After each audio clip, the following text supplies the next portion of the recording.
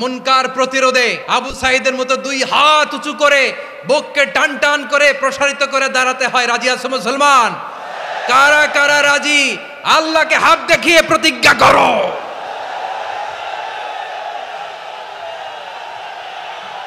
নারীর মন বুঝতে পারলে নেয়ামত, বুঝতে না পারলে কিয়ামত। আপনি তাকে একটা মুচকি হাসি দিয়ে দেন, সে তার কলিজা দিয়ে দেয়। ওরা আপনাকে আইটেম গার্ল বানাতে চায়। আমাদের শামীম ভাইয়ের সাথে যখন কোলাকুলি করি মনে হচ্ছে আল্লামা সাঈদীর ঘ্রাণ পাই। কিন্তু অবাক করা বিষয় হচ্ছে আমরা আজও জানি না আমাদের আল্লামার মৃত্যু কি স্বাভাবিক হয়েছে নাকি এটা পরিকল্পিত মেডিকেল কিলিং ছিল। এই রিপোর্ট গণমানুষের কাছে প্রচার করে জানাতে হবে। এই দাবির সাথে কি সবাই আপনারা একমত? কারা কারা একমত হাত তুলে দেখান। হযরতুল আল্লাম শহীদ মরহুম আল্লামা দেলওয়ার হোসেন সাঈদী রহিমাহুল্লাহ, ওনার স্মৃতি বিজড়িত আজকের এই ঐতিহাসিক প্যারেড ময়দানের তাফসিরুল কোরআনের প্রোগ্রামে সব আছে। স্টেজ আছে, শ্রোতা আছে, প্যান্ডেল আছে, মিডিয়া কাভারেজ আছে, কিন্তু আমাদের কলিজার টুকটাটা আমাদের মাঝে নাই। আজকের এই প্রোগ্রামে আলোচক হয়ে এই চেয়ারে আমি না বসে ওই শ্রোতাদের কাতারে বসে যদি আমাদের আল্লামার নুরানি চেহারার দিকে তাকিয়ে ওয়াজ শুনতে পারতাম, আমাদের হৃদয়টা ঠান্ডা হয়ে যেত, আমাদের তৃষ্ণার্ত হৃদয় শান্ত হতো। সব আজকে আছে, কি যেন নাই, ঠিক কিনা বলেন?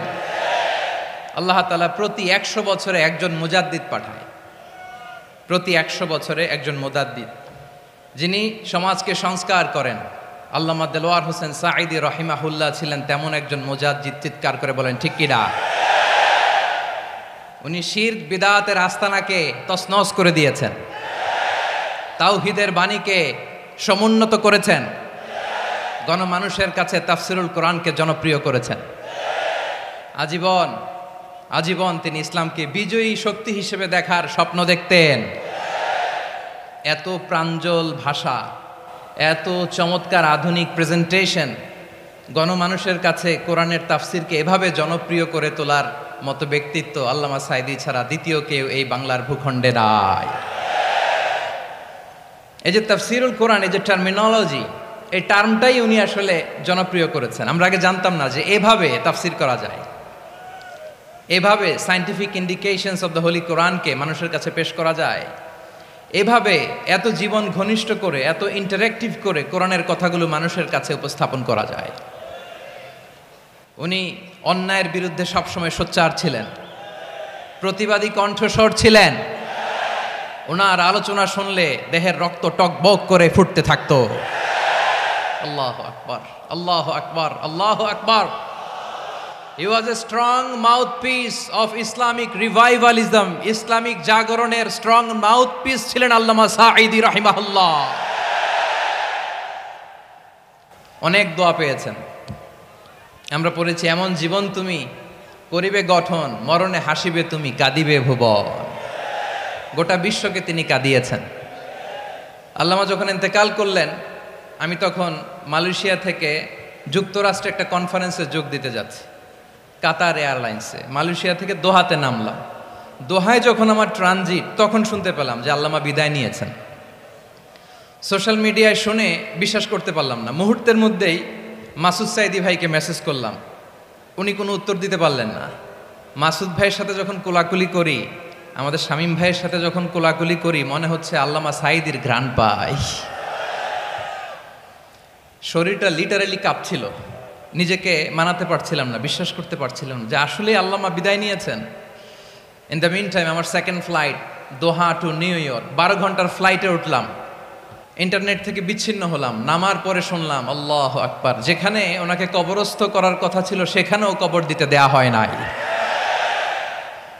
ছবিগুলো দেখতে লাগলাম, হাসিমাখা মুখ, হাসিমাখা নিথর দেহটা, মরণে হাসিবে তুমি, কাঁদিবে ভুবন।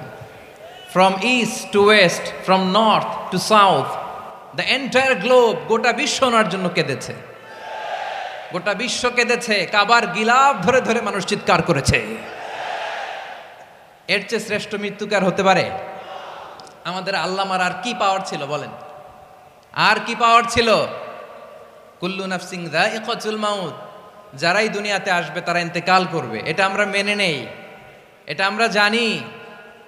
কিন্তু অবাক করা বিষয় হচ্ছে আমরা আজও জানি না আমাদের আল্লামার মৃত্যু কি স্বাভাবিক হয়েছে নাকি এটা পরিকল্পিত মেডিকেল কিলিং ছিল। এটা যে পরিকল্পিত মেডিকেল কিলিং ছিল এটা ধারণা করার পেছনে অনেক কারণ আছে। তিনি আধিপত্যবাদের বিরুদ্ধে সোচ্চার ছিলেন, ফ্যাসিবাদের বিরুদ্ধে সোচ্চার ছিলেন, রাজনৈতিক প্রতিহিংসার শিকার ছিলেন। এজন্য এটা মেডিকেল কিলিং হতে পারে এ ধারণা আমরা করতেই পারি। আওয়াজ করে বলেন ঠিক কি না? যেই সময়টা আমরা কাটাচ্ছি এত সুন্দর সময় বাংলাদেশ আর পাবে না। আমাদের জন্মের পর থেকে এরকম চমৎকার সময় আমরা পাই নাই, এটাই আসল সময়। আমরা ইন্টারিম গভর্নমেন্টের কাছে দাবি জানাই, উচ্চতর তদন্ত কমিটি করে এটা কি হত্যাকাণ্ড ছিল নাকি স্বাভাবিক মৃত্যু ছিল, এই রিপোর্ট গণমানুষের কাছে প্রচার করে জানাতে হবে। এই দাবির সাথে কি সবাই আপনারা একমত? কারা কারা একমত হাত তুলে দেখান।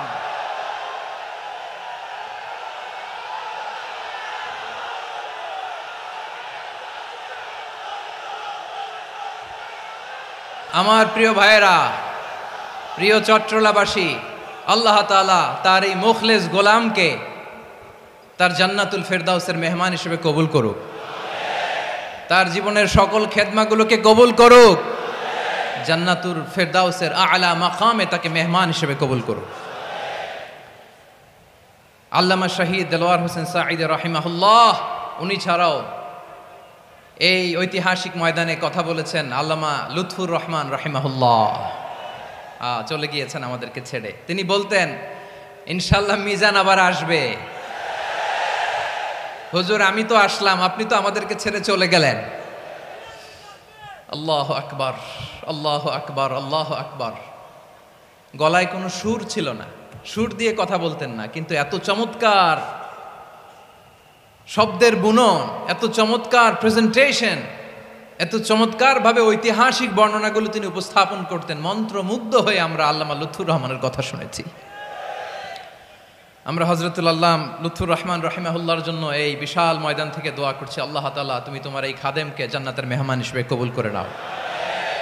আরো অনেক আল্লামারা এখানে কথা বলেছেন, বিশেষ করে বাইতুল শরফের মরহুম পীর সাহেব হুজুর থেকে শুরু করে আরো যারা যারা তারকাতুল্য ওলামায়ে কেরাম এই চট্টগ্রামের ময়দানে কথা বলেছেন, আলো ছড়িয়েছেন।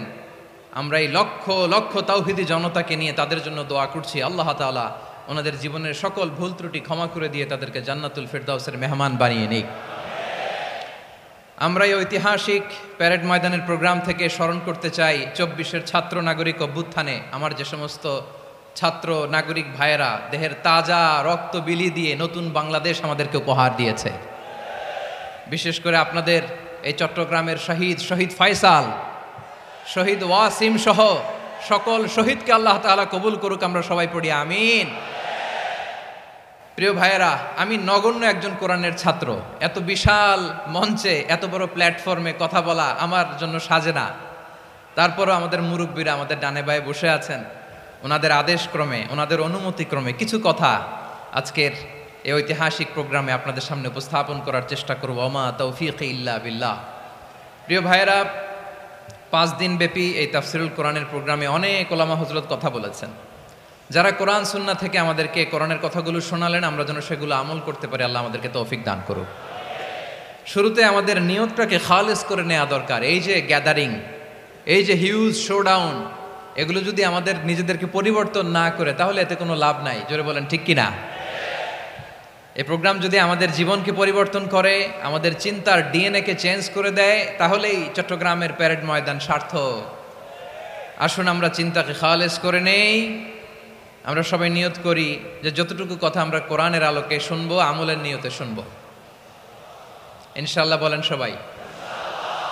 আমি যেই টপিকটা নিয়ে আজকের এই ঐতিহাসিক চট্টগ্রামের প্যারেড ময়দানের তাফসিরুল কোরআন প্রোগ্রামে আলোচনা করব, সেটা হচ্ছে সূরাতু আন-নাহলের 90 নম্বর আয়াত নিয়ে কিছু কথা আমরা উপস্থাপন করবার চেষ্টা করব ইনশাআল্লাহ। আমার খুতবার শুরুতেই আপনারা মোটামুটি আন্দাজ করে ফেলেছেন যে আমি কি নিয়ে আলোচনা করব, কারণ যে আয়াতটি আমি তেলাওয়াত করেছি এই আয়াতটি প্রায়শই এই ভূখণ্ডে, এই বাংলাদেশে জুমার দিনে খতিব সাহেবরা দ্বিতীয় খুতবা শেষের দিকে পড়ে না? কি কমন পড়ছে? ইন্নাল্লাহা ইয়া'মুরু বিল আদলি ওয়াল ইহসান ওয়া ইতা'i যিল কুরবা ওয়া ইয়ানহা আনিল ফাহশাই ওয়াল মুনকারি ওয়াল বাগি ইয়া'iদুকুম লাআল্লাকুম তাযাক্কারুন। মুখস্থ আছে না সবার? আসুন আমরা এই আয়াতের সরল অর্থ, এর মর্মবাণী, এর সংক্ষিপ্ত তাফসীর সবাই মিলে আজকের এই প্রোগ্রাম থেকে উদ্ধার করার চেষ্টা করি। আপনারা মনোযোগী আছেন তো? ইনশাআল্লাহ। এই আয়াতটা অনেক কম্প্রিহেন্সিভ একটা আয়াত। সাইয়েদনা আব্দুল্লাহ ইবনে মাসউদ রাদিয়াল্লাহু তাআলা আনহু উনি বলেছেন, ইন্নাহা মিন আজমাই আয়াতিল কুরআন, এটা কোরআনের সবচেয়ে জামে মানে আয়াত। যদিও ছোট্ট আয়াত, অল্প কিছু কথামালা, কিন্তু তিনি বলতেন এটা কোরআনের সবচাইতে জামে মানে সবচেয়ে কম্প্রিহেন্সিভ একটা আয়াত, যেখানে কথা কম, শব্দ কম, কিন্তু এটার দোতনা, এটার আবেদন, এটার মিনিং অনেক বেশি। সুবহানাল্লাহ। এই আয়াতে আল্লাহ তাআলা বেসিকলি আমাদেরকে তিনটা বিষয়ে আদেশ করেছেন আর তিনটা বিষয়ে বারণ করেছেন, মানে নিষেধ করেছেন। আওয়াজ করে বলুন, আদেশ করেছেন কয়টা? প্রিয় চট্টলার ভাইয়েরা, আমার মতো এই যে তিন আঙ্গুল উঁচু করে বলেন, আদেশ করেছেন কয়টা? আবার নিষেধও কয়টা? মানবো তো আমরা ইনশাআল্লাহ? বলেন সবাই। 3 do's and 3 don'ts, do's and don'ts, তিনটা আদেশ, তিনটা নিষেধ। এই তিনটা আদেশ আর তিনটা নিষেধের ভেতরে আল্লাহ তাআলা গোটা ইসলামী শরিয়ার মূল নির্যাসকে ঢুকিয়ে দিয়েছেন। সুবহানাল্লাহ।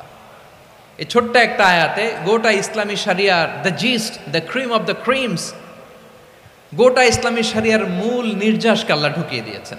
তিনটা আদেশ আর তিনটা নিষেধ। আসুন আমরা সরাসরি কোরআন থেকে শুনি, সবাই পড়ুন। আউযু বিল্লাহি মিনাশ শাইতানির রাজীম। বিসমিল্লাহির রহমানির রহিম।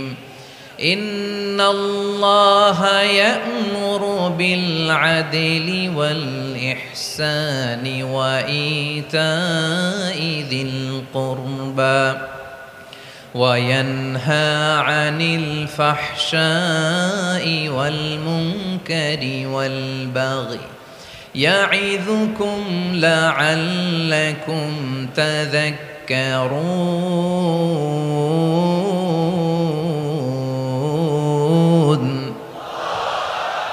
আল্লাহ তাআলা ইরশাদ করছেন, ইন্নাল্লাহা ইয়া'মুরু বিল আদলি ওয়াল ইহসান, নিশ্চয় আল্লাহ তাআলা তোমাদেরকে ন্যায় বিচারের আদেশ দেন, সদাচরণের আদেশ দেন, নিকটাত্মীয়দেরকে দানের আদেশ দেন। আদেশ কয়টা?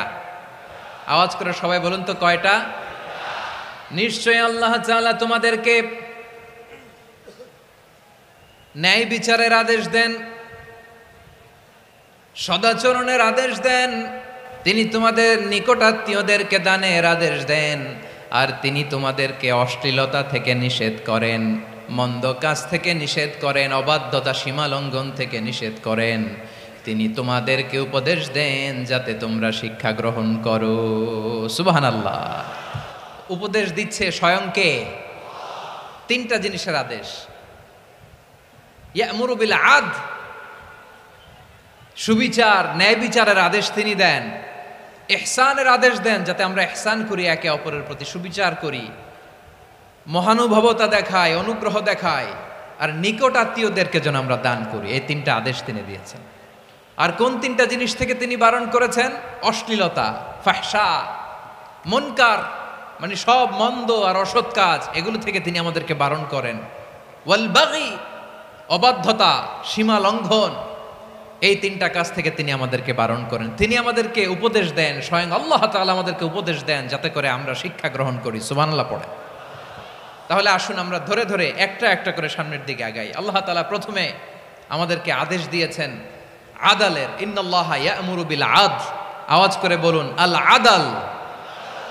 সবাই পড়ুন আল আদাল। আমরা উর্দু জানি, হিন্দি জানি, অনেকে ইংরেজিও জানি, কিন্তু আরবি শব্দগুলো আমাদের মুখ দিয়ে বেরোতে চায় না। আওয়াজ করে বলুন আল আদাল। মাশাআল্লাহ, ইন্নাল্লাহ ইয়া'মুরু বিল আদল। আল্লাহ তাআলা আমাদেরকে আদলের আদেশ দেন। আদল অনেকে না বুঝলেও আদালত শব্দটা বুঝবেন। আদালত, আদালত, আদালত বুঝেন না? যেখানে বিচার কার্যের ফয়সালা করা হয়, কোর্ট কাচারি আদালত, এটা তো ভেরি কমন। এটা শুনছেন না সবাই? আদালত, যেখানে ন্যায় বিচার হবে, সুশাসন হবে। কিন্তু ভাগ্যের কি নির্মম পরিহাস, ওখান থেকে মিথ্যা সাক্ষী দিয়ে মনমতো রায় দিয়ে দেয়া হয়। এগুলোর পরিবর্তন হওয়ার দরকার আছে না নাই? প্রিয় ভাইয়েরা, আদালত, আল আদ, ইংরেজিতে বলে জাস্টিস, ন্যায় বিচার, সুবিচার, সুশাসন, জাস্টিস, আল আদাল, সব জায়গায় এই জাস্টিস থাকা দরকার। Justice should be prevailed in the society. The mission of all prophet was to uphold the justice. সব নবীর মিশন ছিল এই জাস্টিসকে, আদালকে, সুশাসন আর সুবিচারকে নিশ্চিত করা। পড়েন সুবহানাল্লাহ। And the core message of every divine scripture was to uphold justice. পৃথিবীর সব আসমানি কিতাবের মূল শিক্ষা ছিল এই জাস্টিসকে সমাজে এনশিওর করা, সুবিচার, সুশাসনকে এনশিওর করা। তাহলে প্রিয় ভাইরা, আমরা বুঝতে পারলাম আল আদ শব্দের মানে হচ্ছে ইনসাফ বা সুবিচার বা ন্যায় বিচার। এটা হচ্ছে একটা general meaning, very general meaning. আপনি যদি ইন ডেপথ বুঝতে চান, আরো ভেতরে যান, তাহলে আদাল মানে হচ্ছে সমন্বয়, আদাল মানে হচ্ছে ভারসাম্য, ব্যালেন্স। আদাল মানে হচ্ছে মধ্যম পন্থা। সুবহানাল্লাহ পড়েন। কারণ সব সময় সমান সমান হইলেই সুবিচার হয় না। কথা কি বুঝতেছেন? ইসলামের দ্য কনসেপ্ট অফ আদাল, এটা এমন আদাল, এটা সব সময় সমান সমান নয়। যখন সমান সমান দেয়া দরকার, ইসলাম সমান সমান দেয়। যখন ব্যালেন্স করা দরকার, চেক এন্ড ব্যালেন্স, সমন্বয়, ভারসাম্য করা দরকার, তখন ইসলাম ভারসাম্য করে দেয়। এটার নাম আদাল। সুবহানাল্লাহ। সহজ করে আপনাদেরকে বুঝাই। যেমন ধরুন, একটা পরিবারের 3 জন সদস্য, স্বামী, স্ত্রী আর সন্তান। তাদের সকালবেলার ব্রেকফাস্টে, স্বামীর সকালের নাস্তায় স্বামীর 3টা রুটি লাগে, স্ত্রীর 2টা লাগে, আর সন্তানের 1টা রুটি লাগে। এখন আমি যদি সমান সমান করে আদল করতে চাই, সবাইকে যদি 3টা করে রুটি দেই, তাহলে স্বামী বেচারার জন্য ঠিক আছে? কি বলেন? কথা কি বুঝতেছেন না কষ্ট হয়ে যাচ্ছে? যদি সমান সমানের নিয়মে আগাই, তাহলে 3টা করে যদি রুটি দেই, স্বামীর জন্য ওকে, কিন্তু স্ত্রীর জন্য 1টা বেশি হয়ে যায়। আর সন্তানের জন্য কয়টা বেশি হয়? আচ্ছা, এই তো বুঝতেছেন, মাশাআল্লাহ। আচ্ছা, 2টা করে যদি সবাই দেয় সমান সমান নীতিতে, তাহলে স্ত্রীর জন্য, স্ত্রী বেচারির জন্য ঠিক আছে, কিন্তু স্বামীর কয়টা কম পড়ে? আর সন্তানের বেশি হয়ে যায় কয়টা? আচ্ছা, সমান সমান নীতিতে সবাইকে যদি সকালের নাস্তার জন্য 1টা করে রুটি দেই, সন্তানের জন্য ঠিক আছে, কিন্তু স্ত্রী বেচারির কম পড়ে কয়টা? স্বামীর কম পড়ে কয়টা? 2টা। কথা কি বুঝতেছেন? আর আমি যদি স্বামীকে দেই 3টা, স্ত্রীকে দেই 2টা, আর সন্তানকে দেই 1টা, তাহলে কারো অপচয় হবে না। যার যতটুকু দরকার ঠিক ততটুকুই কাজে লাগবে। চিল্লায় বলেন ঠিক কিনা? এটাই হচ্ছে ইসলামের আদাল, যেখানে যার যতটুকু দরকার তাকে সেখানে ঠিক ততটুকু দিয়ে দেওয়ার নামই হচ্ছে আদাল। চিল্লায় পড়েন আল্লাহু আকবার। রব্বুল আলামিন বলেন, ইউসিকুমুল্লাহু ফি আওলাদিকুম লিযযাকারি মিসলু হাযযিল উনসায়াইন। আল্লাহ তোমাদেরকে ওসিয়ত করেন, তোমাদেরকে আদেশ দেন, উত্তরাধিকার সম্পদ যখন বন্টন হবে, ছেলেরা যতটুকু পাবে, মেয়ে পাবে তার অর্ধেক। সুবহানাল্লাহ বলেন। দেখেন, ছেলে যদ্দূর, মেয়ে অর্ধেক, ছেলে ডবল পাবে। আপাত দৃষ্টিতে মনে হয় এখানে অবিচার হয়েছে, কিন্তু আসলে কি অবিচার হয়েছে? আপনি বিয়ের ক্ষেত্রে যান, ওইখানে আবার ছেলে মোহরানা দেয়, মেয়ে সেখানে মোহরানা পায়। তাহলে চেক এন্ড ব্যালেন্স, ভারসাম্য, ব্যালেন্স, মধ্যম পন্থা এখানে আছে না নাই? এটাই হচ্ছে ইসলামের আদল। আল্লাহ তাআলা এই আদলের আদেশ দিয়েছেন, সুবিচার, ন্যায় বিচার, সুশাসন এবং ভারসাম্যের আদেশ দিয়েছেন। প্রিয় ভাইয়েরা, একটি শান্তিময় সমাজ, একটা সমৃদ্ধ সমাজ, একটা মানবিক সমাজ যদি আমরা পেতে চাই, এই আয়াতের মধ্যে যতগুলো পয়েন্ট আছে সবগুলোর বাস্তবায়ন লাগবে। কথা বুঝতে পেরেছেন? বলেন, আওয়াজ করে বলেন, আমরা একটা শান্তির সমাজ চাই কি চাই না? আমরা একটা সমৃদ্ধ বাংলাদেশ চাই কি চাই না? আমরা একটা মানবিক বাংলাদেশ চাই কি চাই না? এই আয়াতে আল্লাহ তাআলা একটা মানবিক সমাজের রূপরেখা টেনেছেন। তার প্রথম কথা হচ্ছে ইন্নাল্লাহা ইয়ামুরু বিল আদল। আল্লাহ তাআলা তোমাদেরকে আদলের নির্দেশনা দেয়, সুবিচার সুশাসনের নির্দেশনা দেয়। যে সমাজে আদল থাকে না সে সমাজে জুলুম মানুষের ঘাড়ে চেপে বসে। আদলের বিপরীত হচ্ছে জুলুম। আদলের বিপরীত কি? জুলুম বা জাওর, অত্যাচার, অবিচার, বৈষম্য। এই যে বৈষম্য বিরোধী ছাত্র আন্দোলন কমন পড়ছে? এই যে একজন সমন্বয়ক তো দেখা করলো আমার সাথে। জুলুম মানে হচ্ছে বৈষম্য। বৈষম্যের স্থান ইসলামে নাই, অবিচারের স্থান ইসলামে নাই, জুলুমের স্থান ইসলামে নাই। আল্লাহ তাআলা বলেন যে আমি জুলুমকে নিজের জন্য হারাম করেছি এবং তোমাদের জন্য হারাম করেছি। বিশ্বনবী ফরমান, আল্লাহ তাআলা বলেন হাদিসে কুদসিতে, ইয়া ইবাদি ইন্নী হারামতু যুলমা আলা নাফসি ওয়া জাআলতুহু বাইনাকুম মুহাররামান ফালা তাযালামু। আমার গোলামেরা শোনো, নিশ্চয় আমি আল্লাহ তাআলা জুলুমকে আমি আমার উপরে হারাম করেছি, অনুরূপভাবে জুলুম করাকে তোমাদের উপরেও হারাম করেছি। ফলে ফালা তাযালামু, তোমরা একে অপরের সাথে জুলুম করো না। খবরদার, জুলুমের সাথে আমাদের কোনো সম্পর্ক নাই। আল্লাহ তাআলা আদলের আদেশ দিয়েছেন, আদালতের আদেশ দিয়েছেন, সুশাসনের ন্যায় বিচারের আদেশ দিয়েছেন। ইন্নাল্লাহা ইয়ামুরু বিল আদল, আমাদেরকে আদল প্রতিষ্ঠা করতে হবে। জুলুমের সাথে ইসলামের কোনো সম্পর্ক নাই। আল্লাহ তাআলা জালিমদের জন্য কঠিন শাস্তি প্রস্তুত করে রেখেছেন। যারা এই আদলকে ভুলুণ্ঠিত করে জুলুমের রাস্তায় হাঁটতে চায় তাদের প্রাপ্য কিয়ামতের ময়দানে বুঝিয়ে দিবে কে? আল্লাহ তাআলা তাদের প্রাপ্যকে বুঝিয়ে দিবেন।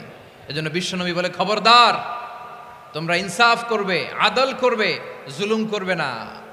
আর যুলমু যুলুমাতুন ইয়াউমাল কিয়ামা, জুলুম কিয়ামতের দিন অন্ধকার হয়ে জালিমের ঘাড়ে চেপে বসবে।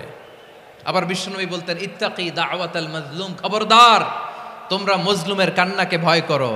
ফাইন্নাহু লাইসা বাইনাহু ওয়া বাইনাল্লাহি হিজাব, কেননা মজলুমের কান্নার মাঝে আর আল্লাহর আরশের মাঝে কোনো পর্দা থাকে না। বিশ্বাস হয়? এই কথা বিশ্বাস হয়? এর জলজ্যান্ত প্রমাণ তো আমরা নিজেরাই দেখলাম। হ্যাঁ, মজলুমের কান্না ফুলে ফেপে মহিরুহ হয়ে পাহাড়ের মতো হয়ে বিস্ফোরিত হয়ে জালিমের মসনদকে ছারখার করে দিয়েছে। এর প্রমাণ তো আমরা নিজেরাই তো দেখলাম।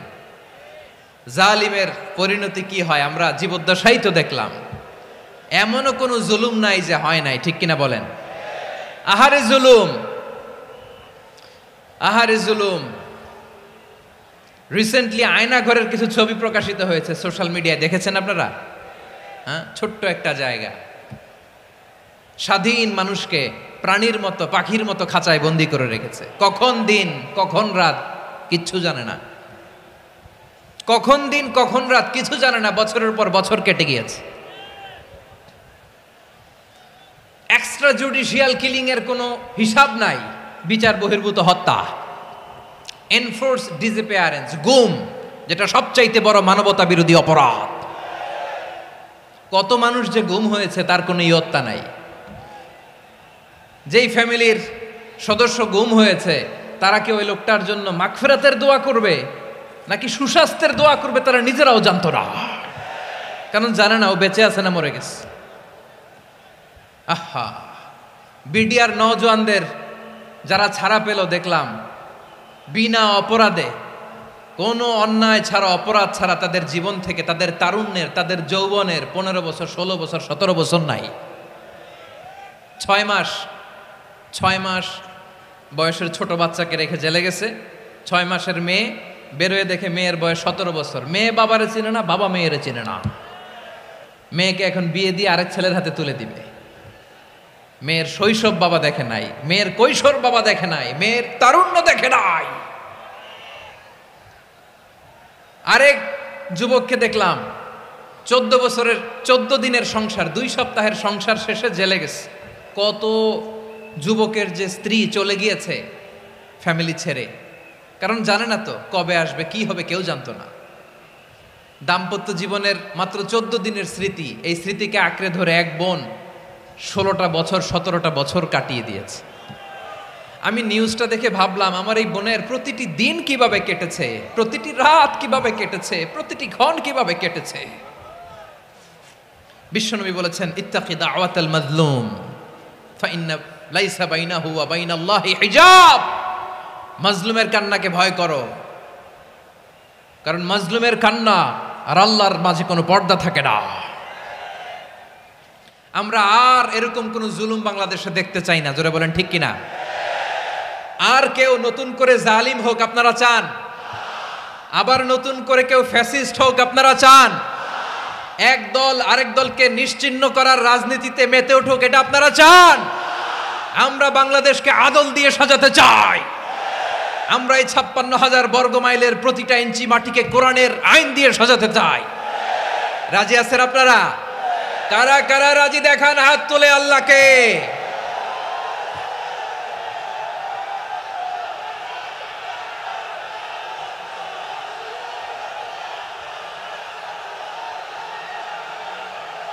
আমার প্রিয় বীর চট্টলার তৌহিদি মুসলমান, আমরা আর নতুন করে কেউ জালিম হোক এটা চাই না, নতুন করে আবার কেউ ফ্যাসিস্ট হোক আমরা চাই না, এক দল আরেক দলকে নিশ্চিহ্ন করার রাজনীতি করুক আমরা চাই না।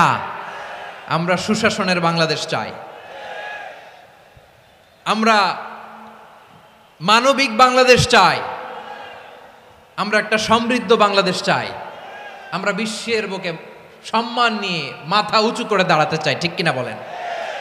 আল্লাহ বললেন এটা যদি তোমরা চাও, একটা সমৃদ্ধ সমাজ যদি বিনির্মাণ করতে চাও, মানবিক সমাজ যদি বিনির্মাণ করতে চাও, আমি তোমাদেরকে সেজন্য প্রথমে আদালতের নির্দেশ দিলাম। ইন্নাল্লাহা ইয়া'মুরু বিল আদল, নিশ্চয় আল্লাহ তাআলা তোমাদেরকে ন্যায় বিচার সুশাসন এটার আদেশ দেন। সুবহানাল্লাহ।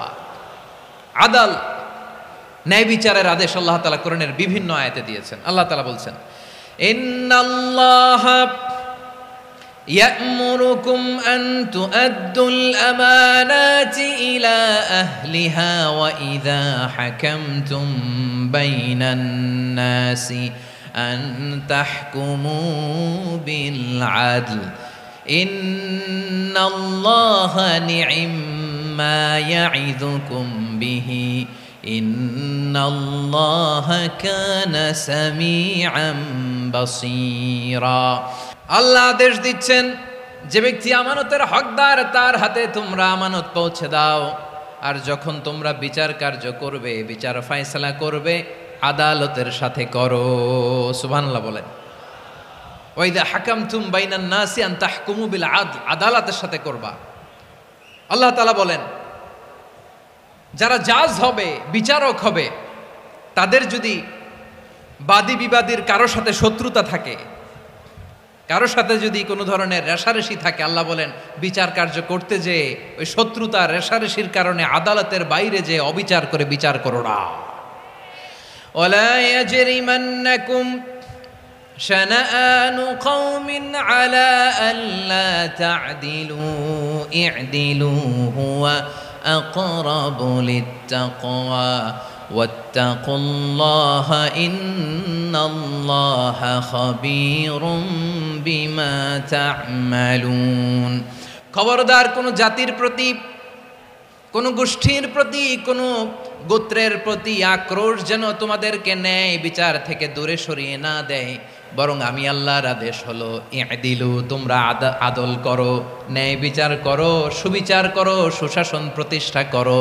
হুয়া আকরাবু লিত্তাকওয়া, এটাই তাকওয়ার সবচেয়ে কাছাকাছি। সুবহানাল্লাহ বলেন। কোরআনের বিভিন্ন আয়াতে আল্লাহ তাআলা স্পেসিফিকলি ধরে ধরে বিচার করার সময় আমরা যেন আদল করি সেটা বলেছেন।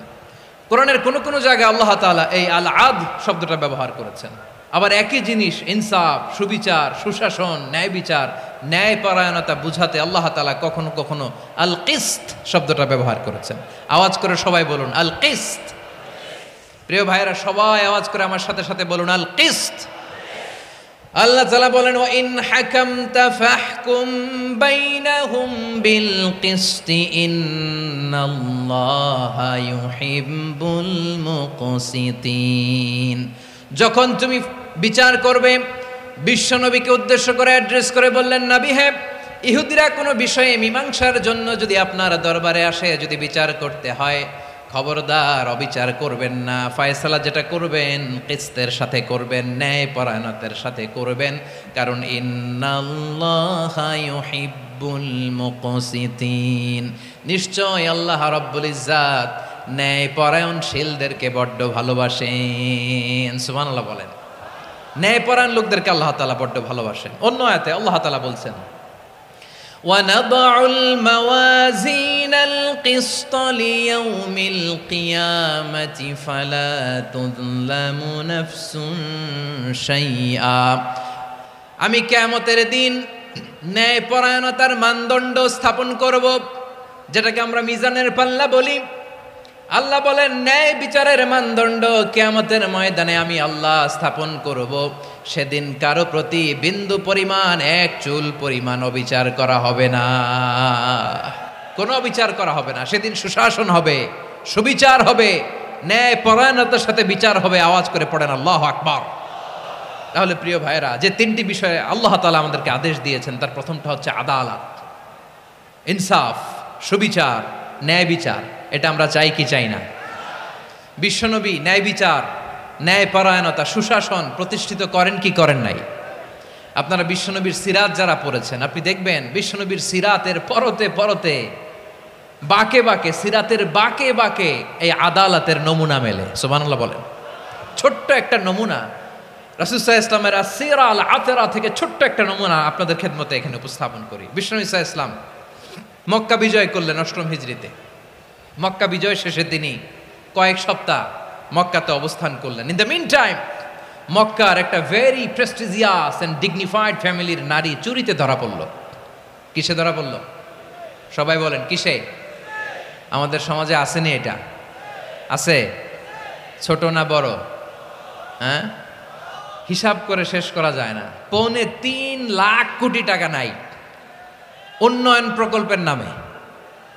উন্নয়ন প্রকল্পের নামে ৩.৫ লাখ কোটি টাকা নাই। ৩.৫ লাখ কোটি টাকা লিখতে পারবেন আপনি? এক টানে লিখতে পারবেন? বুঝতেছেন কত বড় সংখ্যা? হ্যাঁ, বনু মাখজুমিয়া গোত্রের এক নারী মক্কায় চুরিতে ধরা পড়ল। বলেন তো, চুরি করলে বিধান কি? কি কাটতে হবে? চুরির বিধান হলো হাত কেটে দাও। তাও সেটা গোপনে নয়, প্রকাশ্যে জনসম্মুখে হাত কেটে দাও। বনু মাখজুমিয়া গোত্রের নারী যখন চুরিতে ধরা পড়লো, সাহাবারা চিন্তায় পড়ে গেলেন।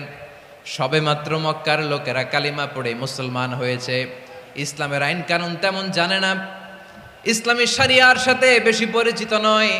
এখন যদি বিশ্বনবী চুরির যেই বিধান এটা যদি কায়েম করে হাত যদি কেটে দেয়, না জানি মক্কার লোকেরা আবার বিগড়ে যায়, না জানি মক্কার লোকেরা আবার মুরতাদ হয়ে যায়, না জানি মক্কার লোকেরা ইসলাম থেকে দূরে সরে যায়। চলো চলো, সাহাবীরা মিলে পরামর্শ করলেন, চলো বিশ্বনবীর কাছে যে বলি, ও নবী, শুধু কেবলমাত্র একমাত্র এই নারীর জন্য চুরির হাত কাটার বিধানটা আপনি একটু থামিয়ে দেন। চুরির হাত কাটার যে বিধান এখানে একটু রহিত করে দেন, বাকিগুলা কইরেন মদিনাতে যে চলবে, কিন্তু মক্কায় এবারের জন্য মাফ করে দেন। কিন্তু কে বলবে? এই যে পরামর্শ, সাজেশন, এটা কে দিবে বিশ্বনবীর কাছে? সাহাবারা চিন্তায় পড়ে গেলেন। আল্লাহর নবীর সামনে দাঁড়িয়ে আল্লাহর দেয়া হুদুদ, আল্লাহর দেয়া বিধান থামিয়ে দেওয়া, মাফ করে দেওয়া, এই কথা বিশ্বনবীর সামনে বলার সাহস তো কেউ রাখে না। কেউ কেউ বলল, বিশ্বনবীর পালক পুত্র যায়েদ বিন হারেসার সন্তান উসামারে বিশ্বনবী নাতির মতো আদর করে, বড্ড বেশি ভালোবাসে উসামারে। এজন্য সাহাবারা উসামাকে বলতো হিব্বু রাসূলিল্লাহ, বিশ্বনবীর ভালোবাসা। কি বলতো? সাহাবীরা বললেন, বিশ্বনবীর ভালোবাসা হিব্বু রাসূলিল্লাহ, উসামারে পাঠাও। উসামারে বিশ্বনবী নাতির মতো স্নেহ করে, মায়া করে, ভালোবাসে। আমরা পারবো না, উসামা পারবে। সবাই মিলে ফুলিয়ে ফুসিয়ে ওসামাকে, ছোট্ট ওসামাকে রাজি করালো। ওসামা, এমন এমন কথা যে তুমি বিশ্বনবীর কাছে বলতে হবে, পারবা নাকি? ওসামা বলে, পারবো। সাইয়েদনা ওসামা রাদিয়াল্লাহু তাআলা আনহু তরুণ সাহাবী বিশ্বনবীর কাছে গেলেন, যে বললেন, নবী, বনু মাখজুমিয়া গোত্রের এক নারী চুরিতে ধরা পড়েছে, এবারের জন্য কি এই মহিলাটারে মাফ করে দিলে হয় না? এবারের জন্য একটু ক্ষমা করা যায় না নবী? বিশ্বনবী বলেন, আতাশফাউ ফি হাদ্দিম মিন হুদুদিল্লাহ, তোমার এত বড় সাহস উসামা, তুমি আল্লাহর হাদ, আল্লাহর দেয়া বিধান, এটার ব্যাপারে সুপারিশ করতে এসেছো? তোমরা কি জানো তোমাদের আগে যত কওম, যত গোত্র, যত জনপদ ধ্বংস হয়েছে তার কারণ ছিল তাদের মধ্যে গরিবরা অন্যায় করলে তারা বিচার করত, আর ধনীরা অন্যায় করলে তারা মাফ করে দিত। খবরদার, ওয়া আইমুল্লাহ লাউ আন্না ফাতিমাতা বিনতি মুহাম্মাদিন সারাকাত লাকাতা মুহাম্মাদুন ইয়াদাহা। বিশ্বনবী বললেন, ওরে ওসামা, বানু মাখজুমিয়ার ওই প্রেস্টিজিয়াস এন্ড ডিগনিফাইড ফ্যামিলির মেয়ে তো দূর কি বাত, অনেক দূরের কথা। জেনে রেখো ওসামা, আমার কলিজার টুকরা নয়নের পুটুলি ফাতেমাও যদি মক্কার জমিনে আজকে এই চুরির দায়ে ধরা পড়তো, আমি বিশ্বনবী মুহাম্মাদুর রাসূলুল্লাহ ধরে ফাতেমার ডান হাতটা কেটে দিতে এক বিলম্ব দেরি করতাম না। ইন্নাল্লাহা ইয়া'মুরু বিল আদল, আমাদেরকে জাস্টিস শিখায় পশ্চিমারা, আমাদেরকে ইনসাফ শিখায়, আমাদেরকে সুশাসন শিখায়। আর ইনসাফ, সুশাসন, ন্যায় বিচার, সুবিচার, জাস্টিস কারে বলে বিশ্বনবীর বায়োগ্রাফি থেকে জেনে নাও। এই ছিল বিশ্বনবী ইসলামের আদালতের নমুনা। আপনি যদি সাইয়েদনা ওমর ফারুকের জীবনের দিকে তাকান, এমন কঠোর, এমন বীর সেনানী ছিলেন। সাইয়েদনা ওমর ফারুক যদি রাস্তার এই মাথা দিয়ে হাঁটা শুরু করতেন, শয়তান ওমর ফারুককে দেখলে ওই রাস্তা রেখে দিয়ে অন্য রাস্তা দিয়ে হাঁটতো। সুবহানাল্লাহ। ওমর ফারুক রাদিয়াল্লাহু তাআলা আনহু কি পার্সোনালিটি ছিল, কি পার্সোনালিটি। আমাদের এলাকায় ছোট বাচ্চারা রাতে ভাত খেতে চায় না, আমার মেয়েটাও খেতে চায় না। এই এটা দিব, ওইটা দিব, আজকে মাহফিলে আসার সময় বলে দিছে লিস্ট করে এটা এটা আনতে হবে। তো ছোট্ট বাচ্চাদের অনেক বায়না থাকে, ওরা রাতে খেতে চায় না। তো মায়েরা বিভিন্ন ভয় দেখায়, এই বাঘ আসবে, বাঘ আসবে খাও, এই ভূত আসবে, ভূত আসবে খাও। আপনারা কি বলেন চট্টগ্রামে? কি আসবে? হ্যাঁ, ভূত, ভূত, ভূত আসবে, বাঘ আসবে, খাও খাও খাও, তাড়াতাড়ি খাও। তো বাচ্চারা এগুলো শুনে ভয়ে খেতে শুরু করে। মদিনার জমিনেও একই ঘটনা ঘটতো। মদিনার ছোট্ট ছোট্ট সোনামণিরা খেতে চাইতো না। তো মায়েরা বলতো, হা হুয়া ইয়াতি উমর, হা হুয়া ইয়াতি উমর, ওই যে ওমর আসতেছে, উমর। ওমরে ফারুকের কথা শুনলেই বাচ্চারা একেবারে ঠান্ডা। সুবহানাল্লাহ পড়বেন না? প্রভু তুমি বলেছ রাসূল দেবে না, বলনি দেবে না ওমর, বলনি দেবে না হামজা তারিক, খালিদ বিজয় সমর। প্রভু তুমি বলেছ রাসূল দেবে না, বলনি দেবে না ওমর, বলনি দেবে না হামজা তারিক, খালিদ বিজয় সমর। প্রভু তুমি বলেছ রাসূল দেবে না। আল্লাহু আকবার। ওমর ফারুক রাদিয়াল্লাহু তাআলা আনহু, ওনার কথা শুনলে গায়ের মধ্যে গুজবাম হয়, গায়ের পশমগুলো দাঁড়িয়ে যায়। সুবহানাল্লাহ বলেন। কি পার্সোনালিটি ছিল, কি ব্যক্তিত্ব ছিল। মুনাফিকরা ওমর ফারুককে জমের মতো ভয় পেতেন। শয়তান, খুদ শয়তান এই রাস্তা দিয়ে আসলে শয়তান অন্য রাস্তা দিয়ে হাঁটতো। ওমর ফারুক রাদিয়াল্লাহু তাআলা আনহুর জীবনে যদি দেখেন, তাহলে সেখানে আপনি আদালতের, ইনসাফের, সুশাসনের, জাস্টিসের নমুনা দেখতে পাবেন। কয়টা শুনবেন? সাইয়েদনা ওমর ফারুকের রাদিয়াল্লাহু তাআলা আনহুর সন্তান আব্দুর রহমান মিশরে মদ খেয়ে মদ্যপ অবস্থায় ধরা পড়েছে। মদ খাওয়ার কারণে, মদ যদি কেউ পান করে আর যদি প্রমাণিত হয়, তার বিচার হলো 80 বেত। আওয়াজ করে বলেন কয় বেত? বাংলাদেশেও তো এই আইন আছে নাকি? বাংলাদেশে আছে? হ্যাঁ, মদ খাইলে 80 বেত, এই আইন বাংলাদেশে চালু হোক। আমরা চাই কি চাই না? চাই সবাই। এজন্যই তো ইসলাম ভাল লাগে না। ইসলামকে ভাল লাগে না। ইসলামকে আউট করে রাখতে পারলেই তো এরকম বড় বড় বোতল খাওয়া যায়। একেবারে সহজ, পানির মতো সহজ, হিসাব একেবারে সহজ। ওমর ফারুক রাদিয়াল্লাহু তাআলা আনহুর ছেলে ভুল করে মদ পান করে ফেলেছিলেন। আব্দুর রহমান, ঘটনা ঘটেছে মিশরে। মিশরের গভর্নর তখন আমর ইবনুল আস রাদিয়াল্লাহু তাআলা আনহু। আব্দুর রহমানের ভাই যে গভর্নরকে বলল, গভর্নর যদি একটু দয়া করেন, খলিফার ছেলে আমার ভাই আব্দুর রহমান মদ্যপ অবস্থায় ধরা পড়েছে, জনসম্মুখে যদি আপনি বেত্রাঘাত করেন আমাদের প্রেস্টিজ থাকে না, যদি আশীর্বাদ আপনি মারেন আমার কোনো কথা নাই, কিন্তু ঘরের ভেতরে মারেন।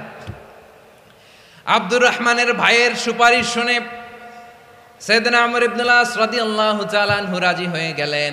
ঘরের ভেতরে লোকচক্ষুর আড়ালে আশীর্বাদ তিনি মানলেন।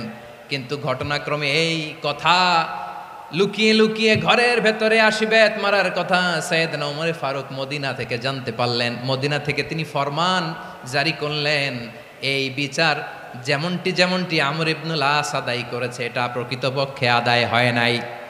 আসো সবাই মদিনায় আসো, আমর ইবনুল আস মদিনায় আসো, আব্দুর রহমানও আসো, সবাই আসো, জনসম্মুখে এই বিচার কার্যকর করতে হবে। সাইয়েদনা ওমর ফারুক মসজিদে নববীর পিলারের মধ্যে নিজের ছেলেকে বাঁধলেন, আবার জনসম্মুখে ৮০টা বেত তার গায়ের মধ্যে মারলেন। মাজমুয়ে ফাতাওয়া লিবনি তাইমিয়া রাহিমাহুল্লাহ উনি এটা নকল করেছেন। এটা সবচেয়ে বিশুদ্ধ মত, আরো অনেক মত আছে, মারা গেছে কবরের উপর, ওগুলো বাদই দিলাম। কেমন খলিফা ছিলেন, কেমন খলিফা! পশ্চিমারা তোমরা জাস্টিস আমাদেরকে শেখাও, ইনসাফ কারে বলে সুশাসন আমাদেরকে তোমরা শিখাও। ওমর ফারুক রাদিয়াল্লাহু তাআলা আনহু ওই বিচারকে তিনি ধর্তব্য মনে করেন নাই। মদিনাতে এনে আবার জনসম্মুখে আবার ৮০ বেত মেরেছেন। মিশরে ওমর ফারুক রাদিয়াল্লাহু তাআলা আনহু আমর ইবনুল আসকে গভর্নর করে পাঠালেন।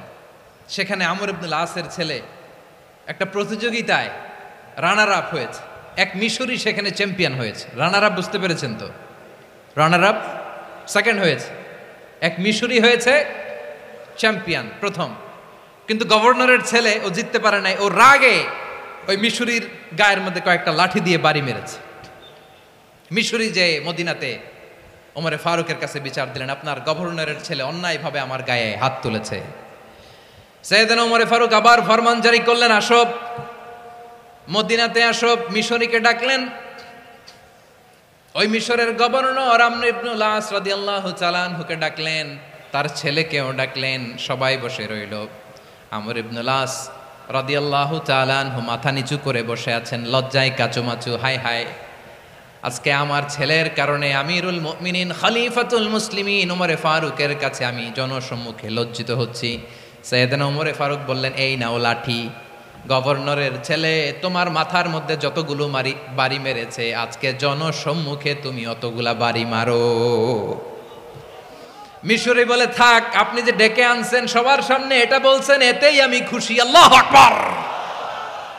আপনার মহানুভবতা দেখে আমি খুশি, আর অপমানের দরকার নাই। ওমর ফারুক বলে, না, খবরদার, এই কথা মিশরি তুমি বলো না, মারো, যতগুলা বাড়ি মেরেছে মারো। বাধ্য হয়ে মিশরি আমর ইবনুল আসের সামনে ওনার কলিজার টুকরা সন্তানের মাথার মধ্যে বাড়ি মারতে আরম্ভ করলেন। ঠিক যতগুলা বাড়ি গভর্নরের ছেলে আমর ইবনুল আসের ছেলে মিশরির গায়ে মেরেছিল, মাথায় মেরেছিল, মিশরি গুনে গুনে ততটা মারলেন। এই দৃশ্য দেখে ওমর ফারুক রেগে মেগে আগুন, রাগের চোটে রাগ সামলাতে না পেরে আর নিজেকে সামলাতে না পেরে মিশরিরে বললেন, ছেলেরে মারা শেষ হয়ে গেলে এবার বাবার টাক মাথার মধ্যে কয়েকটা বাড়ি মার। রাগের চোটে, আউট অফ অ্যাঙ্গার, রাগের চোটে, যে আমার পাঠানো গভর্নর আমর ইবনুল আস তার ছেলেকে কেন আদব তারবিয়া কেন শিক্ষা দিতে পারে না। ছেলেরে মারা হইলে এবার আমর ইবনুল আসের মাথার মধ্যে দুইটা মারো। এটা রাগে বলেছেন, এটা শাস্তি হিসেবে না। সুবহানাল্লাহ পড়ে। তোমরা আমাদেরকে সুশাসন শিখাও, আমাদেরকে সুশাসন শিখাও। বিশ্বনবী বলেন, আদল এটা যেন তেন বিষয় না, এটা দিয়েই মানবিক সমাজ গড়তে হবে। আল্লাহ তাআলা কিয়ামতের কঠিন ময়দানে যেদিন স্বামী স্ত্রীকে চিনবে না, স্ত্রী স্বামীকে দেখে পালিয়ে যাবে, বন্ধু বন্ধুরে চিনবে না, পীর সাহেব মুরিদরে চিনবে না, মুরিদ পীর সাহেবরে চিনবে না, দলের কর্মী তার নেতারে চিনবে না, নেতা তার কর্মীরে চিনবে না, বন্ধু বন্ধুরে দেখে পালাবে। এই কঠিন মুহূর্তে সূর্যটা মাথার কাছে চলে আসবে, জমিনটা তামার জমিন হবে। আজকের জমিনের মতো নয়, মানুষ ঘর্মাক্ত ক্লান্ত শ্রান্ত মাথার মগজগুলো কানের ছিদ্র আর নাকের ছিদ্র দিয়ে বেয়ে বেয়ে পড়বে। বিশ্বনবী ফরমান, কিয়ামতের ওই কঠিন ময়দানে 7 শ্রেণীর ব্যক্তিকে রব্বুল আলামিন তার আরশের নিচে ছায়া দিবেন। তার মধ্যে প্রথম শ্রেণীর ব্যক্তি হলো ইমামুন আদিল। ইমামুন আদিল, ন্যায়পরায়ণ শাসক, যে ইনসাফের সাথে বিচার করে, যে জাস্টিস সমাজে সার্ভ করে, যে সুশাসন নিশ্চিত করে, ওই ইমামুন আদিল। আদিল শব্দটা বুঝছেন না? ইন্নাল্লাহা ইয়া'মুরু বিল আদল, পাইছেন? আদিল। 7 শ্রেণীর ব্যক্তিকে আল্লাহ তাআলা সুশীতল আরশের নিচে ছায়া দিবেন, যেদিন তার দেয়া ছায়া ছাড়া কোনো ছায়া থাকবে না। এর প্রথম হচ্ছে ইমামুন আদিল, ন্যায়পরায়ণ শাসক। চিল্লায় বলেন সুবহানাল্লাহ। আবার বিশ্বনবী বললেন, ইন্নাল মুকসিতিনা ইনদাল্লাহি আলা মানাবিরা মিন নূর আন ইয়ামিনির রহমান। কিয়ামতের দিন যারা ন্যায়পরায়ণ হিসেবে আল্লাহর সামনে দাঁড়াবে, কিয়ামতের দিন রব্বুল আলামিন তার আরশের ডান দিকে ওই ন্যায়পরায়ণ লোকদের জন্য আরশের ডান দিকে একটা নূরের মিম্বারে তাদেরকে বসার সুযোগ করে দিবে। আল্লাহর আরশের ডান দিকে ন্যায়পরায়ণ লোকদের জন্য আল্লাহ তাআলা নূরের মিম্বার বানাবে। 4টেখানে কথা মনে করেছেন? আল আদাল, জাস্টিস। ইন্নাল্লাহা ইয়া'মুরু বিল আদল। আল্লাহ তাআলা এই আদালতের নির্দেশনা দেয়, সুবিচার, সুশাসন। প্রিয় ভাইয়েরা, এটা আমরা বাংলাদেশে চাই কি চাই না? এই যে অরাজকতা, এই যে অন্যায়, এই যে জুলুম, এই যে ইনকনসিস্টেন্সি সমাজের অসঙ্গতির প্রধান কারণ জাস্টিস নাই, সুবিচার নাই, সুশাসন নাই। শেষবারের মতো আওয়াজ করে বলেন তো, আমরা বাংলাদেশে আদল চাই কি চাই না? তাহলে প্রথম নির্দেশনা শেষ। আল্লাহ তাআলা তোমাদেরকে আদলের আদেশ দেন। এরপরে আল্লাহ বললেন, আমি তোমাদেরকে ইহসানের আদেশ দেই। ইন্নাল্লাহা ইয়া'মুরু বিল আদলি ওয়াল ইহসান। আমি তোমাদেরকে যেমনি আদলের নির্দেশনা দেই, তেমনি ভাবে তোমাদেরকে ইহসানের নির্দেশনা দেই। ইহসান, আওয়াজ করে সবাই বলেন তো ইহসান। সবাই বলেননি? সবাই বললে এতটুকু আওয়াজ হবে আমি বিশ্বাস করি না। আওয়াজ করে বলুন আল ইহসান। ইহসান মানে কারো প্রতি সফট হার্টেড হওয়া, মহানুভব হওয়া, অনুগ্রহ পরায়ণ হওয়া, অনুগ্রহশীল হওয়া, একে অপরের প্রতি দয়াদ্র হওয়া। একে অপরের প্রতি দয়াদ্র, অনুগ্রহশীল হওয়া ছাড়া মানবিক সমাজ কশিনকালেও গঠন করা সম্ভব না। প্রিয় ভাইয়েরা, সুন্দর আচরণ দিয়ে, ইহসান দিয়ে যা জয় করা যায়, নরম আচরণ দিয়ে যেটা অর্জন করা যায়, কঠোরতা দিয়ে সেটা পারা যায় না। বিষ্ণু ঈসা ইসলাম ইহসান দিয়ে, কোমল আচরণ দিয়ে, তার অনুগ্রহ দিয়ে তিনি অনেক কাফিরের হৃদয়কে জয় করে ফেলেছেন। সাইয়েদনা সুমামা ইবনে উসাল রাদিয়াল্লাহু তাআলা আনহুর কথা মনে পড়ে যায়। তিনি ছিলেন ইয়ামামার বাদশা। মদিনাতে বিশ্বনবীকে হত্যা করার নিয়তে এসেছিলেন। গোপনে গোপনে বিশ্বনবীকে হত্যা করে আবার ইয়ামামাতে তিনি ফিরে যাবেন। কিন্তু কি অবাক করা কাণ্ড, হত্যা করতে পারে নাই, সাহাবাদের হাতে তিনি ধরা পড়ে গেলেন। সাইয়েদনা সুমামা ইবনে উসাল রাদিয়াল্লাহু তাআলা আনহু হত্যার নিয়তে আসলেন, কিন্তু হত্যা করতে পারলেন না। সাহাবারা ওনাকে ধরে ফেললেন, ধরে মসজিদে নববীর পিলারের মধ্যে বেঁধে রাখলেন। সুমামা ইবনে উসাল, সিরাত থেকে শুনেন, সিরাত থেকে শোনাচ্ছি। রাদিয়াল্লাহু তাআলা আনহু ইয়ামামার অধিপতি ছিলেন। ইয়ামামা বিশ্বনবীকে হত্যার জন্য আসছেন, ধরা পড়ে গেছেন, এখন মসজিদে নববীতে বেঁধে রাখছে, তার মানে বন্দী। এখন স্ট্যাটাস কি? বন্দী, ক্যাপটিভ। তো বিষ্ণু ঈসা ইসলাম সাহাবাদেরকে বললেন, তার খোঁজ খবর নিও, সুমামা ইবনে উসালের খোঁজ খবর নিও। সাহাবার বলেন, ইয়া রাসূলুল্লাহ, আপনাকে হত্যা করতে এসেছে, তার তো কঠিন ক্যাপিটাল পানিশমেন্ট হওয়া দরকার, কঠিন শাস্তি হওয়া দরকার। বিশ্বনবী বললেন, না, আমি যেটা জানি তোমরা সেটা জানো না, তোমরা সুমামার সাথে ভালো আচরণ করো। বিশ্বনবী সুমামার কাছে গেলেন। প্রথম দিন যে তিনি কালেমার দাওয়াত দিলেন, ইমানের দাওয়াত দিলেন, ইসলামের দাওয়াত দিলেন, রিসালাতের দাওয়াত দিলেন, আখিরাতের দাওয়াত দিলেন। পরের দিন যে বিশ্বনবী সালাতের দাওয়াত দিলেন, যাকাতের দাওয়াত দিলেন, ইসলাম কি, কিভাবে, কেমন করে পালন করতে হয় চমৎকার আর্টিকুলেট করতে শুরু করলেন। তন্ময় হয়ে সুমামা ইবনে উসাল রাদিয়াল্লাহু তাআলা আনহু বিশ্বনবীর কথাগুলো শুনতে আরম্ভ করলো। একদিন নয়, 2 দিন নয়, টানা 3 দিন বিশ্বনবী সুমামার কাছে ইসলামকে প্রেজেন্ট করেছেন, উপস্থাপন করেছেন। আওয়াজ করে বলেন কয় দিন? 3 দিন। 3 দিন মসজিদে নববীতে বাধা। আর সাহাবীদেরকে বললেন তার খোঁজ খবর নিও, তোমরা যে রুটি বানাও এর মধ্যে সবচেয়ে ভালো আটার রুটিটা তারে দিও, সবচেয়ে রিফাইন্ড খেজুর যেটা পিওর খেজুর এটা তারে দিও। আর বিশ্বনবী নিজের উট থেকে দুধ দহন করে ওনার বাড়ির এক কর্মচারীকে বলেছেন দুধ দহন করে সুমামার জন্য নিয়ে যেও। সুবহানাল্লাহ পড়বেন না? সবাই তো অবাক, ইয়ামামা থেকে আসছে নবীকে হত্যা করতে, বিশ্বনবী দেখে তারে জামাই আদর করে, তাকে মজার মজার খাবার দিও, দুধ দিও, আদর আপ্যায়ন করো। 1 দিন নয়, 2 দিন নয়, টানা 3 দিন বিশ্বনবী এভাবে সুমামার কাছে যেয়ে ইসলামকে প্রেজেন্ট করতে আরম্ভ করলেন, ইসলামকে উপস্থাপন করতে শুরু করলেন। আর তাকে চমৎকার এন্টারটেইনমেন্ট আপ্যায়ন দিতে আরম্ভ করলেন। টানা 3 দিন যখন ইসলামের দ্য বিউটিজ অফ ইসলাম, ইসলামের সুমহান বাণী সৌন্দর্য উপস্থাপন শেষ, তাকে আপ্যায়ন শেষ, বিশ্বনবী বললেন সাহাবেদেরকে যাও এবার সুমামার হাতের পায়ের রশি দুটো খুলে দাও। সাহাবারা বললেন ইয়া রাসূলুল্লাহ কি বলেন আপনি, ও তো হত্যাকারী, সুযোগ পায় নাই, আপনারে মারতে পারে নাই, ছেড়ে দিলে আবার ও আপনার উপর তলোয়ার নিয়ে ঝাঁপিয়ে পড়বে, নবী এই সিদ্ধান্ত আপনি নিতে যাবেন না। বিশ্বনবী বললেন যেটা বলেছি সেটা করো, সুমামার রশিগুলো ছেড়ে দাও, সুমামার হাতে পায়ের রশিগুলো যে তোমরা খুলে দাও। সাহাবারা তর্ক জুড়ে দিলেন লা ইয়া রাসূলুল্লাহ এমনটা করবেন না, তো ভয়ঙ্কর ভয়ঙ্কর খুনি, কি জানি কি হয়ে যায়। বিশ্বনবী বললেন না, তার হাতে পায়ের রশিগুলো খুলে দাও। সাহাবারা বিশ্বনবীর কথা মতো তার হাতে পায়ের রশিগুলো খুলে দিল। সুমামা মুহূর্তের মধ্যে মসজিদে নববী থেকে বের হয়ে ইয়ামামায় ফিরে না যে মসজিদে নববীর পাশে একটা খেজুর বাগান ছিল সেখানে চলে গেলেন। সেখানে একটা ছোট্ট কুয়া ছিল, কুয়ার পানি দিয়ে তিনি গোসল করলেন। সুবহানাল্লাহ পড়েন।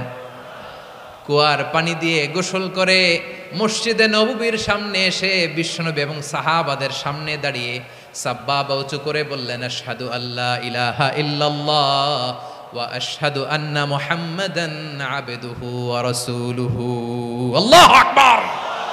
আমি সাক্ষ্য দিচ্ছি আল্লাহ ছাড়া কোনো ইলাহ নাই, আর মুহাম্মদ আল্লাহ তাআলার প্রেরিত বান্দা এবং রাসূল। প্রিয় ভাইয়েরা, ইহসান দিয়ে যা জয় করা যায়, কঠোরতা দিয়ে সেটা কঠিনকালেও জয় করা যায় না। আওয়াজ করে বলেন ঠিক কি না?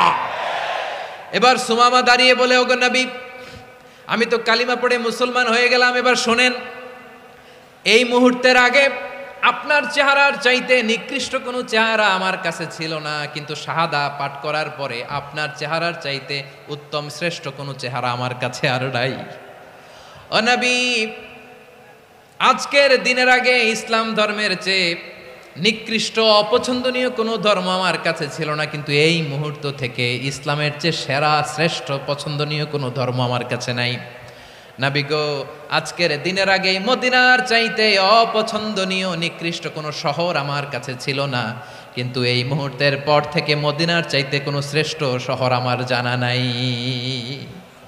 সে ছিল গমের বড় ডিলার, গম বেচত। কি বেচত? তার গম কিনে মক্কার লোকেরা রুটি খাইতো। সে ঘোষণা দিল আজকে থেকে মক্কাবাসীদের জন্য সব গম আমি হারাম করে দিলাম, মক্কাবাসী এখন না খেয়ে মরে। সুবহানাল্লাহ পড়বেন না? মক্কাবাসী বিশ্বনবীর কাছে আসলেন, এসে বললেন মুহাম্মদ, আমরা তো তোমার ভাই, তোমার চাচা, তোমার ভাতিজা, তোমার আত্মীয়, তুমি সুমামারে বলো সে যেন আবার গমের সাপ্লাই মক্কার জন্য অনুমতি দিয়ে দেয়। বিশ্বনবীর অনুমতি ক্রমে সুমামা আবার মক্কাতে গম পাঠাতে শুরু করলো। পড়েন সুবহানাল্লাহ। ইহসান, ইহসান দিয়ে আপনি যেটা জয় করতে পারবেন, you can win the heart of your enemies. ইহসান দিয়ে আপনি আপনার শত্রুর হৃদয়কে জয় করতে পারবেন। আওয়াজ করে বলেন ঠিক কিনা?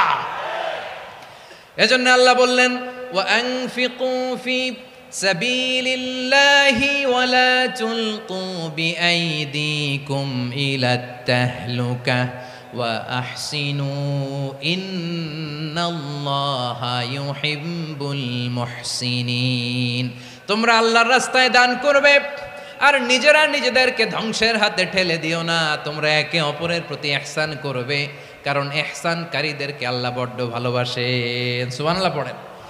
আবার সূরা রহমানে আল্লাহ বললেন হাল জাযাউল ইহসানি ইল্লাল ইহসান ফাবিআইয়ি আলা, সবাই পড়েন ফাবিআইয়ি আলাই রাব্বিকুমা তুকাযযিবান। ইহসানের প্রতিদান হিসেবে ইহসানি হয়। বিশ্বনবী সুমামার প্রতি যেমন ইহসান করেছেন, সুমামাও ঠিক তেমন ইহসান ফিরিয়ে দিয়েছে। ঠিক কিনা বলেন? তাহলে এক নম্বরে হচ্ছে আদ, ন্যায় বিচার। দুই নম্বরে সবাই বলেন ইহসান, সদাচরণ। ইহসান দুই ধরনের প্রিয় ভাইরা, ইহসান ফিল ইবাদা, ইহসান ফিল মুআমালা। ইহসান ফিল ইবাদা হচ্ছে একাগ্র অনুভবে ইবাদতে ডুব দেওয়া, এর নাম ইবাদতের ইহসান। সুবহানাল্লাহ পড়ে। বিশ্বনবী বলেন ইহসান মানে কি জানো নাকি? হাদিসে জিবরিলে সাইয়েদনা জিবরিল আলাইহিস সালাম বিশ্বনবীকে বললেন আখবিরনি আনিল ইহসান। নবী আমাদেরকে বলেন ইহসান মানে কি? বিশ্বনবী বললেন আনতা আবুদাল্লাহা কাআন্নাকা তারাহু ফাইন লাম তাকুন তারাহু ফাইন্নাহু ইয়ারাক। ইহসান মানে হলো এমন ভাবে তুমি আল্লাহর সামনে নিজেকে উজাড় করে ইবাদত করবে, তুমি ভাববে তুমি আল্লাহকে দেখতে পাচ্ছ। আর এটা যদি ভাবা তোমার জন্য কঠিন হয়ে যায়, অন্তত এতটুকু তুমি ভাববা যে আল্লাহ তোমাকে দেখতে পাচ্ছেন। ঠিক কিনা বলেন? ও আমার বীর চট্টলার ভাইয়েরা, কেউ যেটা দেখে না সেটা দেখে কে? এই বিশ্বাস হৃদয়ের মধ্যে আছে? নামাজে যখন দাঁড়ান এই ফিলিংসটা আনা যাবে? হ্যাঁ, এশার সালাত তো এখনো হয় নাই না? আলোচনা শেষে এশার সালাত এখানে অনুষ্ঠিত হবে, তাই না? আচ্ছা বলুন তো, আমরা এশার সালাত পর্যন্ত বেঁচে থাকবো এই গ্যারান্টি আছে কার কার? হাত তোলেন। কয়েকজন হাত তুলছে পেছনে, না বুঝে তুলে ফেলছে। এশা পর্যন্ত যে আমরা হায়াত পাবো কোনো গ্যারান্টি আছে? সবাই আওয়াজ করে বলেন গ্যারান্টি আছে? গ্যারান্টি নাই। এই জন্য বিষ্ণু ইসলাম বলেছে এমন ভাবে নামাজে দাঁড়াও, ইবাদত করো, মনে করো হতে পারে এটাই আমার জীবনের শেষ নামাজ। পারফর্ম দ্য সালাহ as if this is your last and final prayer. এমন ভাবে সালাতে দাঁড়াও, ভাবো হতে পারে এটাই তোমার জীবনের শেষ নামাজ। এমন ভাবে নামাজে দাঁড়াও, ভাবো এটাই শেষ নামাজ। তাহলে নামাজে একাগ্রতা বাড়ায় দিবে কে? ফলে ইবাদতের ইহসান আমাদের অর্জিত হবে। আর মুআমালাতে ইহসান হলো, বিশ্বনবী বলেন ইন্নাল্লাহা তাবারাকা ওয়া তাআলা কাতাবাল ইহসানা আলা কুল্লি শাই ফাইদা কাতালতুম ফাআহসিনুল কিতলা ওয়া ইযা যাবাহতুম ফাআহসিনুয যাবহা ওয়ালিউহিদ্দা আহাদুকুম শাফরাতাহু ওয়ালিউরিহ যাবিহাতাহু। ইহসান দুই ধরনের। আওয়াজ করে বলতে হবে কয় ধরনের? সবাই বলুন আওয়াজ করে, কয় ধরনের? একটা হচ্ছে ইহসান ফিল ইবাদা, ইবাদতে ইহসান। ইবাদতে ইহসান কি? একাগ্র অনুভব দিয়ে ইবাদত করা, মন প্রাণ দিয়ে ইবাদত করা। আর মুআমালাতে ইহসান কি? সব কাজে, দৈনন্দিন কাজে, কর্মে, সামাজিক অ্যাক্টিভিটিতে কোমলতা প্রদর্শন করা, অনুগ্রহের সাথে সবকিছু করা। আল্লাহ তাআলা ইন্নাল্লাহা তাবারাকা ওয়া তাআলা কাতাবাল ইহসানা আলা কুল্লি শাই, তিনি সব কিছুর ব্যাপারে ইহসানকে আবশ্যক করেছেন। সব কিছুতে মুমিনের সব কাজে ইহসানের পরশ থাকবে। ওয়া ইযা কাতালতুম ফাহসিনুল কিতলা, বিশ্বনবী বলেন তুমি যখন কাউকে হত্যা করো ইহসানের সাথে করো।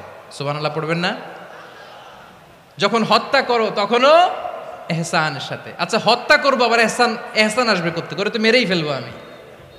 আল্লাহ, ও ভাই একজন খুন করেছে, খুনি, রাষ্ট্রীয় আইনে তার শাস্তি হয়েছে ডেথ পেনাল্টি, মৃত্যুদণ্ড।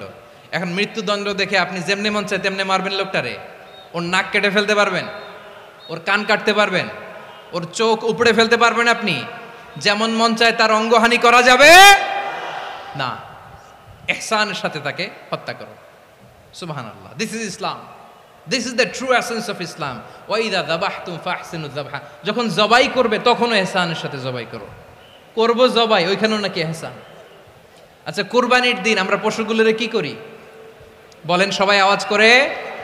জবাই। জবাই মানে তো এটারে মেরেই ফেলতেছি, একটু পরে তো টুকরো টুকরো করে গোশতগুলো খাবো, এটারে তো খাবো, এটারে তো মেরেই ফেলবে। বিষ্ণু বলে না, জবাইয়ের মধ্যেও মুমিনের জবের ভেতরেও ইহসানের পরশ থাকা চাই। যখন জবাই করবে প্রাণীটাকে হাত পা টাইট করে বেঁধে নাও, ছুরিটাকে শার্পেন করে নাও, ধারালো করে নাও, যাতে অল্প সময়ে জবাইটা হয়ে যায়, প্রাণীটা যাতে কম কষ্ট পায়। সুবহানাল্লাহ পড়েন। দিস ইজ কল্ড ইহসান। ইহসান আল্লাহ তাআলা যেমনি আদলের আদেশ করেছেন, ন্যায় বিচার, জাস্টিস এনশিওর করতে বলেছেন, সমাজে ইহসানের ব্যবহার, ইহসানের অনুশীলন তিনি করতে বলেছেন। এজন্য মুমিনের প্রতিটি কাজে, আমার চট্টগ্রামের ভাইয়েরা আমার দিকে তাকান, খেয়াল করে শুনুন, মুমিন জীবনের প্রতিটি কাজে ইহসানের পরশ থাকা চাই। আমরা যেন আমাদের পরিবারের প্রতি ইহসান করি, আমরা যেন আমাদের কর্মচারীদের প্রতি ইহসান করি, আমরা যেন আমাদের কলিগদের প্রতি ইহসান করি, আমরা যেন আমাদের ভাইদের প্রতি ইহসান করি। মুমিন জীবনের প্রতি কাজে ইহসানের পরশ থাকার দরকার আছে না নাই? কথা বুঝতে পেরেছেন? তাহলে আল্লাহ তাআলার 3টা আদেশ ছিল, কয়টা গেল? ভুলে গেছে চট্টগ্রাম। 3টা আদেশের মধ্যে কয়টা বললাম? প্রথমে কি ছিল? আদল। 2 নম্বরে 3 নম্বরে রব্বুল আলামিন বললেন ওয়া ইতা ইদিল কুরবা, নিকটাত্মীয়দেরকে দান করো, নিকটাত্মীয়দেরকে দাও, যারা তোমাদের ব্লাড কানেকশনের আত্মীয় তাদেরকে তোমরা দাও। এখানে জেনারেলি বললেন দাও, কি দিব সেটা তিনি এখানে বলেন নাই, সেটা তিনি সূরাতুল ইসরার মধ্যে বলেছেন। আল্লাহ বলেন ওয়া আতিযাল কুরবা হাক্কাহ, নিকটাত্মীয়দেরকে তাদের অধিকার, তাদের প্রাপ্য তোমরা বুঝিয়ে দাও। দেখেন, একটা শান্তির সমাজ, একটা সমৃদ্ধ সমাজ, একটা মানবিক সমাজ গঠনের জন্য আল্লাহ তাআলা বেশি না, মাত্র 3টা অর্ডার, 3টা ভার্ডিক্ট তিনি জারি করেছেন। 1 নাম্বার সুশাসন, ন্যায় বিচার। 2 নাম্বার ইহসান। 3 নাম্বার নিকটাত্মীয়, যারা কাছের, তোমার ভেরি ক্লোজ রিলেশনশিপে আছে, তাদেরকে দাও। দাও, দিলে বাড়িয়ে দেয় কে? অনেকে দিতে চায় না, কৃপণতা করে। দিলে বাড়ায় দেয় কে? ও মিয়া, মদিনার মধ্যে সবচাইতে গরিব সাহাবী ছিল বেলাল রাদিয়াল্লাহু তাআলা আনহু। ওনার এন্টায়ার অ্যাসেট, সম্পদের পরিমাণ কতদূর জানেন? একটা লুঙ্গি। বেলাল রাদিয়াল্লাহু তাআলা আনহু, ওনার টোটাল ওয়েলথের এস্টিমেশন হচ্ছে মাত্র একটা লুঙ্গি। একটা লুঙ্গি, টোটাল ওয়েলথ এস্টিমেশন, টোটাল সম্পদের পরিমাণ বেলাল রাদিয়াল্লাহু তাআলা আনহুর কি ছিল? কথা বোঝে নাই বোধহয়। কি ছিল? ওই বেলাল রাদিয়াল্লাহু তাআলা আনহুকে বিষ্ণু ইসলাম বলেছেন আনফিক ইয়া বেলাল, ও বেলাল তুমিও দাও। ওয়ালা তাখশা মিন যিল আরশি ইখলালা, আরশের অধিপতির তো কোনো ঘাটতি নাই, তুমি দিলে ওই আল্লাহ তোমারে বাড়ায় দিবে। এজন্য আমার প্রিয় ভাইয়েরা, দিলে কমে না, দিলে বাড়ে। অনেকে ধরে রাখে, নতুন কিছু নিতে পারে না, হাত দিয়ে যেটা ধরে রেখেছেন এটা দিয়ে দেন, বড় একটা ধরার সুযোগ পাবেন। জোরে বলেন ঠিক কিনা? ধরেন 5 কেজি ওজনের একটা ধরে রাখছেন, এখন 10, এটা না ছাড়লে 10 কেজি ধরতে পারবেন আপনি? আচ্ছা, 10 কেজির জিনিস একটা আছে হাতে, ওইটা যদি ছেড়ে দেন তাইলে না 15 কেজি ধরতে পারবেন? কথা বলেন ঠিক কিনা? তাহলে দিলে বাড়িয়ে দেয় কে? রব্বুল আলামিন বললেন 3 নাম্বার আদেশ হলো তোমাদের প্রতি সমাজটারে কেমন করে মানবিক সমাজ, সুন্দর সমাজ গড়বা। 3 নাম্বার আদেশ হলো ওয়া আতিদাল কুরবা হাক্কা, নিকটাত্মীয়দেরকে তাদের প্রাপ্য বুঝিয়ে দাও। এই নিকটাত্মীয়দেরকে তাদের অধিকার বুঝিয়ে দেওয়া, প্রাপ্য বুঝিয়ে দেওয়াতে আমাদের গাফলতি আছে না নাই? চট্টগ্রামে নাই? মাশাআল্লাহ আছে, আছে। অনেকে দেখবেন অনেক আল্লাহওয়ালা, তাহাজ্জুদ গুজার, সেজদা দিতে দিতে কপালে কালো দাগ ফেলে দিছে, সে তার বোনের হকটা আদায় করে নাই। আছে না নাই? হ্যাঁ, এখানেও আছে। সর্বনাশ। অনেক বড় হাজী সাহেব, বিশাল লম্বা দাড়ি, ছেলেরে সব দিয়ে দিছে, মেয়েরে কিছু দেয় নাই, মেয়ের হক আদায় করে নাই। আছে না নাই? এই হাজী সাহেবেরা, এই আল্লাহওয়ালারা কিয়ামতের ময়দানে আটকে যাবে। আপনি অন্যের অধিকার নষ্ট করেছেন, তাদের রাইটসকে ভায়োলেট করেছেন। এজন্য আল্লাহ তাআলা বলেন, কারো অধিকার যদি কেউ নষ্ট করে, ওই সমাজটা মানবিক সমাজ কঠিনকালেও হতে পারে না। এজন্য 3 নম্বর আল্লাহ বললেন ওয়া ইতা ইদিল কুরবা, নিকটাত্মীয়দেরকে দাও। কি দিবা? তাদের অধিকার দিয়ে দাও। বোনের অধিকার বুঝিয়ে দাও, মেয়ের অধিকার বুঝিয়ে দাও, ফুফুর অধিকার বুঝিয়ে দাও। দেখবেন অনেক মায়েরা ছেলের পাতে মুরগির রান দেয়, মেয়ের পাতে দেয় মুরগির ঠ্যাং। এরকম আছে না নাই? ছেলেরা কি দেয়? মুরগির। মেয়ের পাতে কি দেয়? তো মেয়ের কি মুরগির রান খেতে মনে চায় না? মনে চায় না? এমনটা করা যাবে না। নিকটাত্মীয়দেরকে অধিকার দিয়ে দাও, নিকটাত্মীয়ের সাথে সুসম্পর্ক রাখো। আদেশটা কার? এজন্য প্রিয় ভাইয়েরা, জীবনে যদি বারাকা অর্জন করতে চান, নিকটাত্মীয়দের সাথে সুসম্পর্ক রাখতে হবে, তাদের জন্য উপহার পাঠাতে হবে। বিশ্বনবী বলেন লা ইয়াদখুলুল জান্নাতা কাতে, যে ব্যক্তি আত্মীয়তার সম্পর্ককে ছিন্ন করে দেয় সে কশিনকালেও আল্লাহর জান্নাতে ঢুকবে না। আপনি কি এটারে সহজ হাদিস মনে করছেন? এটা সহজ কথা? আপনি ভাবছেন আপনার নামাজ আপনারে বাঁচাতে পারবে, আপনার রোজা বাঁচাতে পারবে, আপনার তাহাজ্জুদ আপনারে বাঁচাতে পারবে? আপনি অধিকার নষ্ট করলে কিছুই আপনারে বাঁচাতে পারবে না। এজন্য নিকট আত্মীয়দেরকে দিতে হবে বেশি বেশি। বিশ্বনবী বলেন, ইন্না সাদাকাতা আলাল মিসকিনি সাদাকা ওয়া আলা যির রাহিমি ইসনাতান সাদাকাতুন ওয়া সিলা। মিসকিনরে দান করলে শুধু দানের সওয়াব হয়, নিকট আত্মীয়কে দান করলে দুইটার সওয়াব হয়, সাদাকার সওয়াব হয়, আবার আত্মীয়তার বন্ধন অটুট রাখার সওয়াব হয়ে যায়। আবার বিশ্বনবী বললেন, মান সাররাহু আইয়ুবসাতা লাহু ফি রিজকিহি ওয়া ইউনসা লাহু ফি আসারিহি ফালইয়াসিল রাহিমা। যে ব্যক্তি তার রিজিকের প্রশস্ততা চায় আর হায়াতে বরকত চায় সে যেন তার আত্মীয়ের সাথে সুসম্পর্ক রাখে। আমার প্রিয় চট্টলার ভাইয়েরা, আমাদের রিজিক বাড়ুক, এটা আমরা চাই কি চাই না? সবাই চান? হ্যাঁ, আমাদের রিজিকে প্রশস্ততা আসুক, চাই কি চাই না? আমাদের হায়াতে বরকত আসুক, আমরা চাই কি চাই না? এই দুইটা যদি চান তাহলে নিকট আত্মীয়দের সাথে সুসম্পর্ক রাখবেন, পারবেন? তাহলে সমাজটারে মানবিক সমাজ বানায় দিবে কে? তিনটা আদেশ চলে গেল। কয়টা? আওয়াজ করে বলেন। 1 নম্বরে কি ছিল? 2 নম্বরে, 3 নম্বরে নিকট আত্মীয়দেরকে দান। আপনাদেরকে আরো শোনার আগ্রহ আছে? আপনাদের মনোযোগ আছে না গেছে?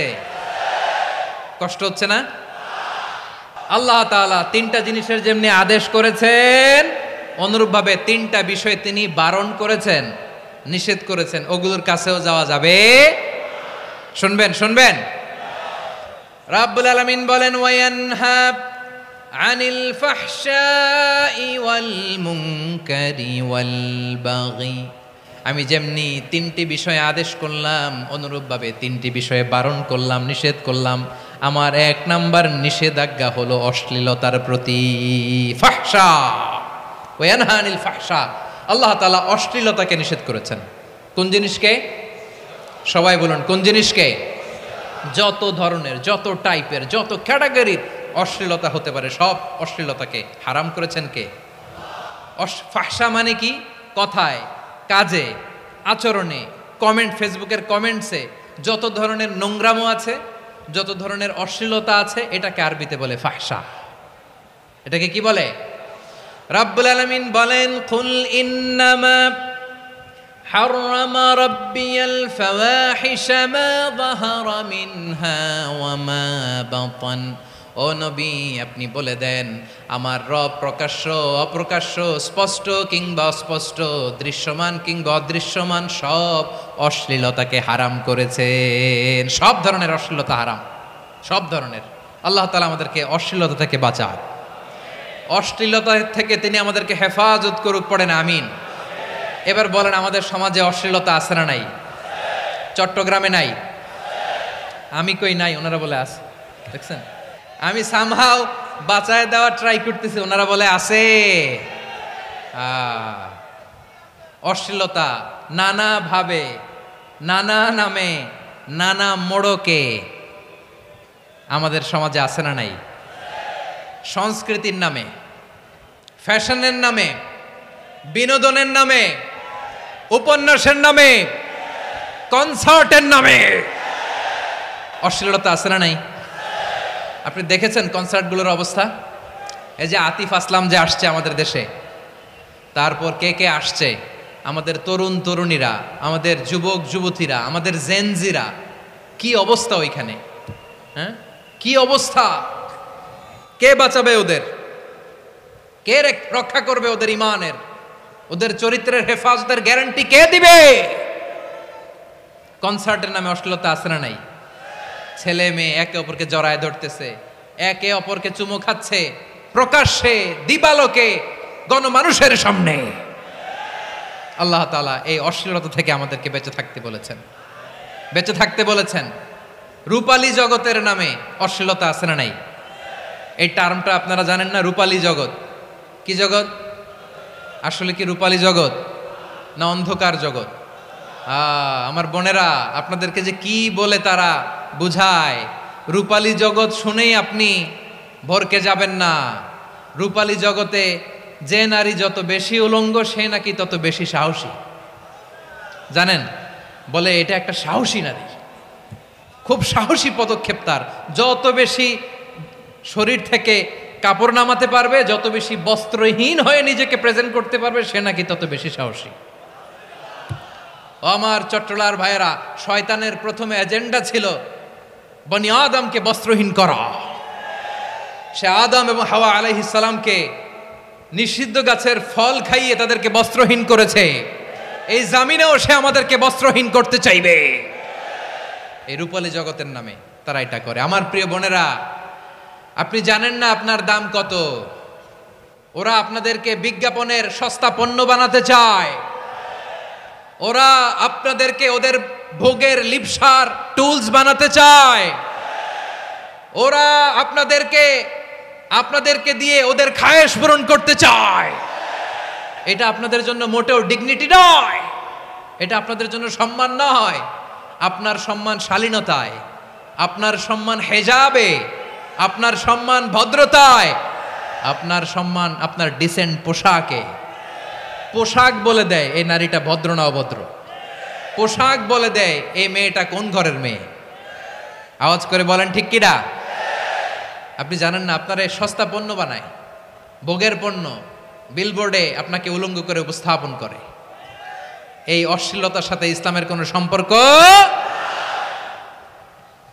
এজন্য আল্লাহ বলেন, আমি অশ্লীলতাকে হারাম করেছি। অশ্লীলতাকে হারাম করার প্রথম কারণ হলো এর মাধ্যমে মানবতাকে অপমানিত করা হয়। কারণ মানুষের সম্মান মানুষের পোশাকে। মানুষ যখন পোশাকহীন হয়ে যায়, বস্ত্রহীন হয়ে যায়, তার সম্মান কমে যায়। ঠিক কিনা? অশ্লীলতাকে হারাম করার প্রথম কারণ হচ্ছে মানুষ মানুষকে অপমান করে। একটা নারী, সে তো সম্মানিত। নারী যে কত সম্মানিত, নারীরা এটা বুঝেই নাই। বিশ্বনবী বলেন, আর দুনিয়া কুল্লুহা মাতা ওয়া খায়রু মাতা'আদ দুনিয়া আল মারআতুস সালিহা। আমার বোনেরা, 5টা প্যান্ডেলে আপনারা এলইডিতে আমার আলোচনা শুনছেন, আমি জানি। আপনাদের এই গর্ভ যে কত দামি আপনি জানেন না। আপনার পেট থেকেই আসবে আগামী দিনের সালাহুদ্দিন আল আইয়ুবী।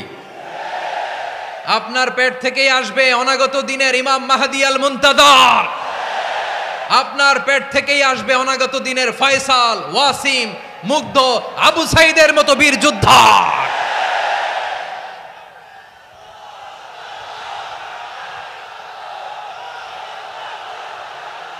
আমার প্রিয় বোনেরা, আমার প্রিয় বোনেরা, বিশ্বনবীর কথার ওজন খেয়াল করেন। আর দুনিয়া কুল্লুহা মাতা ওয়া খায়রু মাতা'আদ দুনিয়াল মারআতুস সালিহা। দুনিয়ার সবকিছুই অ্যাসেট, এর মধ্যে সবচেয়ে দামি অ্যাসেট নেককার নারী। আপনার গর্ভ যে কত দামি আপনি জানেন না। নিজের সময়টাকে কাজে লাগান, কোরআন পড়েন, সুন্নাহ পড়েন। আপনার অনেক দায়িত্ব ঘরে। You are the MD of your family. একটা family it's a very big institution. পরিবার একটা অনেক বড় প্রতিষ্ঠান। and you are the MD of your institution. আপনি এই পরিবারের MD, managing director of your family. এখানে আপনার কত দায়িত্ব। আপনি ছেলেমেয়েদেরকে তারবিয়া করবেন। আপনি আপনার স্বামীর জন্য ঘরটার জান্নাতের নীর বানাবেন। আপনার জন্য জান্নাতের ডুপ্লেক্স বাড়ি ওইখানে তৈরি করে রাখবে কে? আপনি যে কত দামি আপনি জানেন না। নারীদেরকে আল্লাহ বানিয়েছেন উচ্চতর করে, নিম্নতর নয়। নারীদেরকে ছোট্ট জিনিস দিলে এটারে বড় করে দেয়। নারীদেরকে ভ্রূণ দিলে, শুক্রাণু দিলে নারী এটারে বাচ্চা হিসেবে উপহার দেয়। ঠিক কিনা? বিয়ের মাধ্যমে স্বামী যখন তার শুক্রাণু তার স্ত্রীকে উপহার দেয়, স্ত্রী রিটার্নে কি উপহার দেয়? ফুল ফর্ম বেবি, মানব সন্তান। দেখছেন, আপনি দিলেন একটুকুনি, দিছে বিশাল। আপনি যদি নারীকে বাজার এনে দেন, নারী এটাকে সুস্বাদু খাবারে রূপান্তর করে দেয়। আপনি তাকে একটা মুচকি হাসি দিয়ে দেন, সে তার কলিজা দিয়ে দেয়। কিন্তু যদি আপনি তার মনে কষ্ট দেন, সে আপনার জীবনকে জাহান্নাম বানায়া দেয়। খবর আছে, নারীর মন বুঝতে পারলে নেয়ামত, বুঝতে না পারলে কিয়ামত। ঠিক কিনা বলেন? আমার প্রিয় বোনেরা, আপনি যে কত দামি আপনি জানেন না। আপনাদেরকে যেন ভোগের সস্তা পণ্য বানাতে না পারে, আপনাদেরকে সচেতন থাকতে হবে, সজাগ থাকতে হবে, কনসার্ন থাকতে হবে। শয়তানের ওই হাতছানির দিকে আর নজর দেওয়া যাবে না। তাহলে কেন আল্লাহ তাআলা এই ফাহশা অশ্লীলতাকে হারাম করলেন? এক নাম্বার, এতে হিউম্যান ডিগনিটি কমে। দুই নাম্বার, এতে মানুষের অধিকার নষ্ট হয়। আপনি বিয়ে করেছেন এরে, পরকিয়া করেন ওর সাথে, এরকম আছে না নাই? স্ত্রীর অধিকার নষ্ট করেছেন। আপনি বিবাহ সম্পর্কে আবদ্ধ হয়েছেন তার সাথে, আপনি পরকিয়া করেন ওই ছেলের সাথে, আপনি আপনার হাজবেন্ডের সাথে বিট্রে করেছেন। এজন্য আল্লাহ অশ্লীলতাকে হারাম করেছেন। অশ্লীলতাকে হারাম করার আরেকটা কারণ হচ্ছে আল্লাহ তাআলা এই হিউম্যান জেনারেশনকে এটাকে প্রিজার্ভ করতে চায়। হিফজুন নাসল, এটা মাকাসিদুশ শরিয়ার অনেক গুরুত্বপূর্ণ একটা মাকাসিদ, অনেক গুরুত্বপূর্ণ। আপনার নাসল, আপনার জেনারেশনকে সংরক্ষণ করা। এই যে আসতেছে ফেব্রুয়ারি, কত ফেব্রুয়ারি জানো? এটা কি বিশ্ব ভালোবাসা দিবস? হ্যাঁ, কি দিবস? এই বিশ্ব ভালোবাসা দিবসের সাথে মুসলমানদের কোনো সম্পর্ক নাই। আমার প্রিয় ভাইরা, এই যে আপনি অবৈধ সম্পর্কে জড়ালেন, কেন আল্লাহ অশ্লীলতাকে হারাম করেছে দেখেন। বলতেছিলাম যে এটা আপনার নাসল, আপনার জেনারেশন, আপনার লিনিয়েজ, আপনার বংশকে প্রিজার্ভ করা। কে কার বাবা, কে কার মা, বাবা মা জানা, প্রজন্মকে প্রিজার্ভ করা, এটা ইসলাম ওয়াজিব করে দিয়েছে। এই যে অবৈধ সম্পর্কের কারণে, বিশ্ব বেহায়া দিবসের কারণে, এগুলোর আউটকাম, আউটপুট হিসেবে মাঝে মাঝে ঢাকা মেডিকেলের ডাস্টবিনে নবজাতকের বাচ্চার কান্নার আওয়াজ শুনতে পাওয়া যায়। চট্টগ্রাম মেডিকেলের ডাস্টবিনে নবজাতকের কান্না শুনতে পাওয়া যায়। বীর চট্টলার মুসলমানেরা বুঝতে পারলে আওয়াজ করে বলেন, এই যে চট্টগ্রাম মেডিকেলে যে নবজাতকটা পাওয়া গেল, ওর বাবাকে আমাকে বলেন, ওর বাবাকে, ওর মাকে, ও কোন ফ্যামিলির সন্তান কেউ জানে? আপনি হিউম্যান ডিগনিটিকে অপমান করেছেন না? আপনি তার ভবিষ্যৎকে অন্ধকার করেছেন না? আপনি তার লিনিয়েজকে প্রশ্নবিদ্ধ করে দিয়েছেন না? এই জন্য আল্লাহ তাআলা অশ্লীলতাকে আমাদের জন্য হারাম করে দিয়েছেন। পড়েন সুবহানাল্লাহ। এই জন্য রাব্বুল আলামিন বলেন, কুল ইন্নামা হাররামা রাব্বিয়াল ফাওয়াহিশা মা যাহারা মিনহা ওয়া মা বাতান। প্রকাশ্য অপ্রকাশ্য সব অশ্লীলতাকে হারাম ঘোষণা করে দিয়েছে কে? আবার দুনিয়ার বুকে যারা অশ্লীলতার প্রসার করে তাদের জন্য শাস্তি মজুদ রেখেছে কে?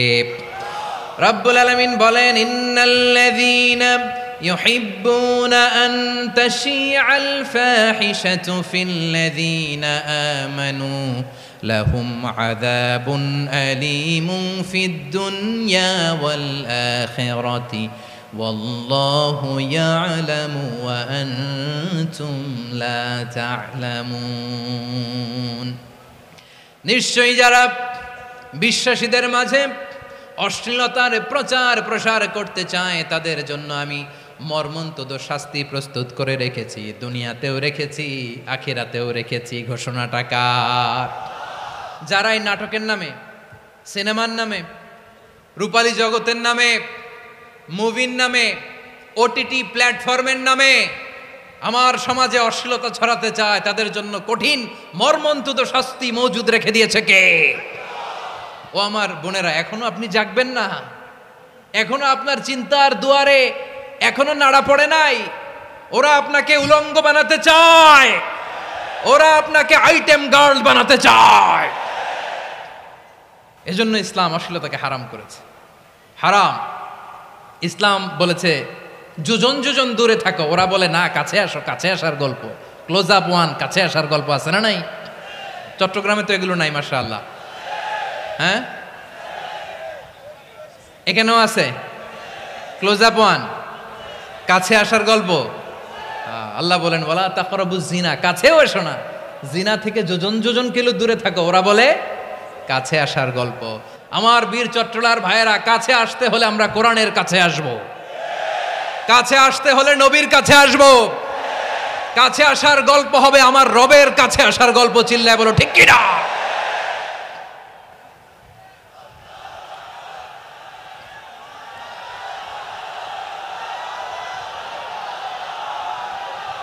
বসুন আমার ভাইয়েরা। তাহলে অশ্লীলতার সাথে আমাদের কোনো সম্পর্ক?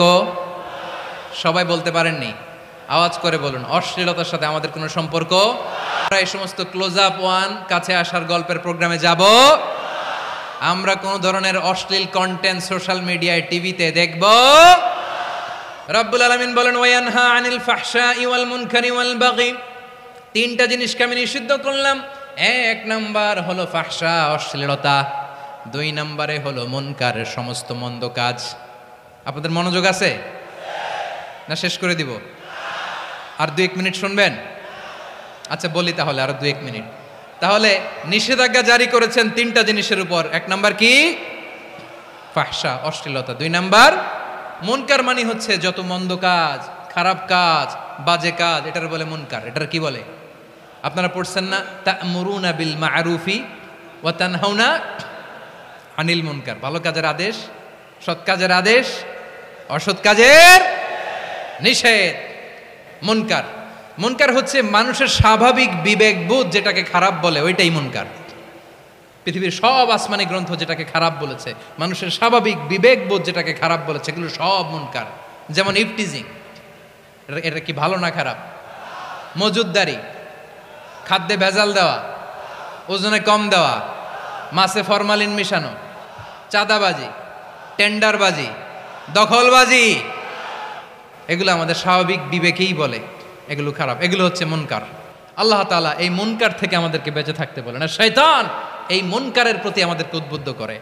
আল্লাহ তাআলা বললেন, ইয়া আইয়ুহাল্লাযীনা আমানু লা তাত্তাবিউ খুতুওয়াতিশ শাইতান ফাইন ওয়া মান ইয়াত্তাবি' খুতুওয়াতিশ শাইতানি ফাইন্নাহু ইয়া'মুরু বিল ফাহশাই ওয়াল মুনকার।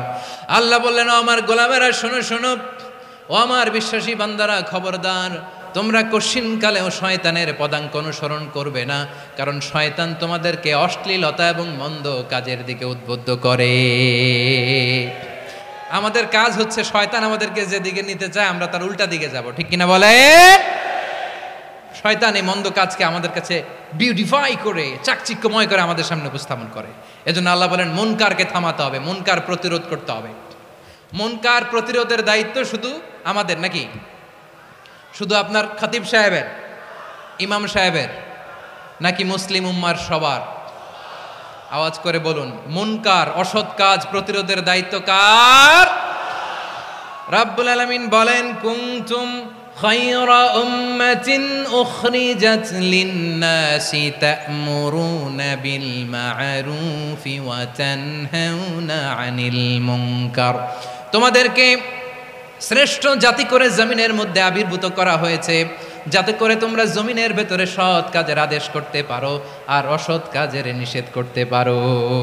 উম্মা কুনতুম খায়রা, তাহলে গোটা উম্মার দায়িত্ব, এটা বুঝতে পারছেন তো? আচ্ছা, আরো নিচে আসেন।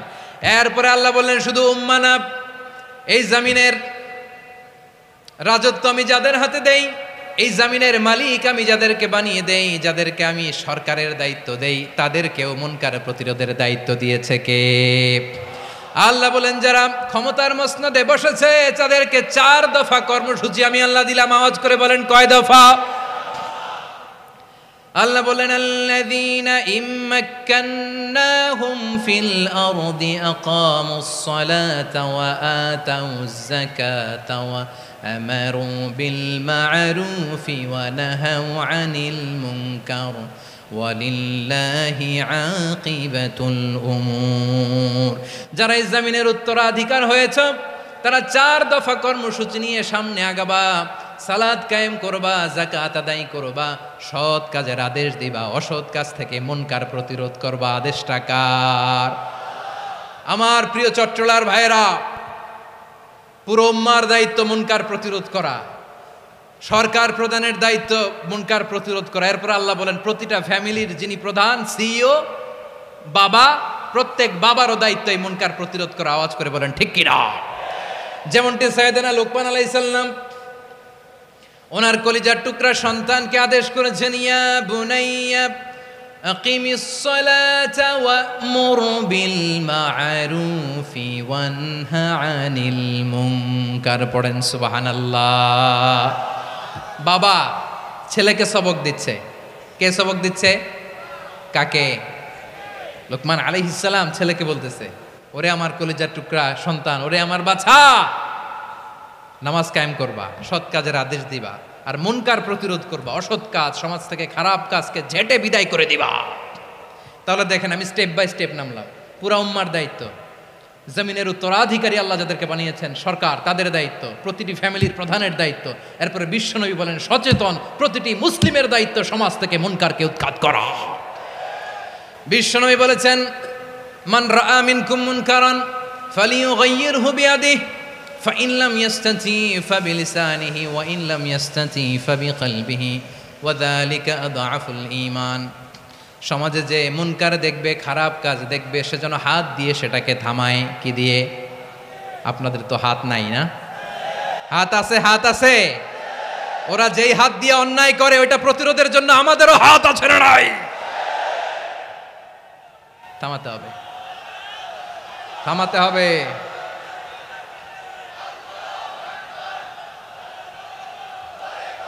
বসুন আমার প্রিয় ভাইয়েরা, ওরা ওদের যেই হাত দিয়ে টেন্ডারবাজি করে, চাঁদাবাজি করে, ইফটিজিং করে, দখলবাজি করে, যেই হাত দিয়ে, ওই মুনকার থামায় দেওয়ার জন্য আল্লাহর দিয়ে আমাদেরও দুটি হাত আছে না নাই? আমাদেরও হাত আছে। থামাইতে হবে, থামাইতে হবে, হিম্মত করতে হবে। আমার প্রিয় ভাইয়েরা, না থামালে আমরাই ডুববো শেষমেশ।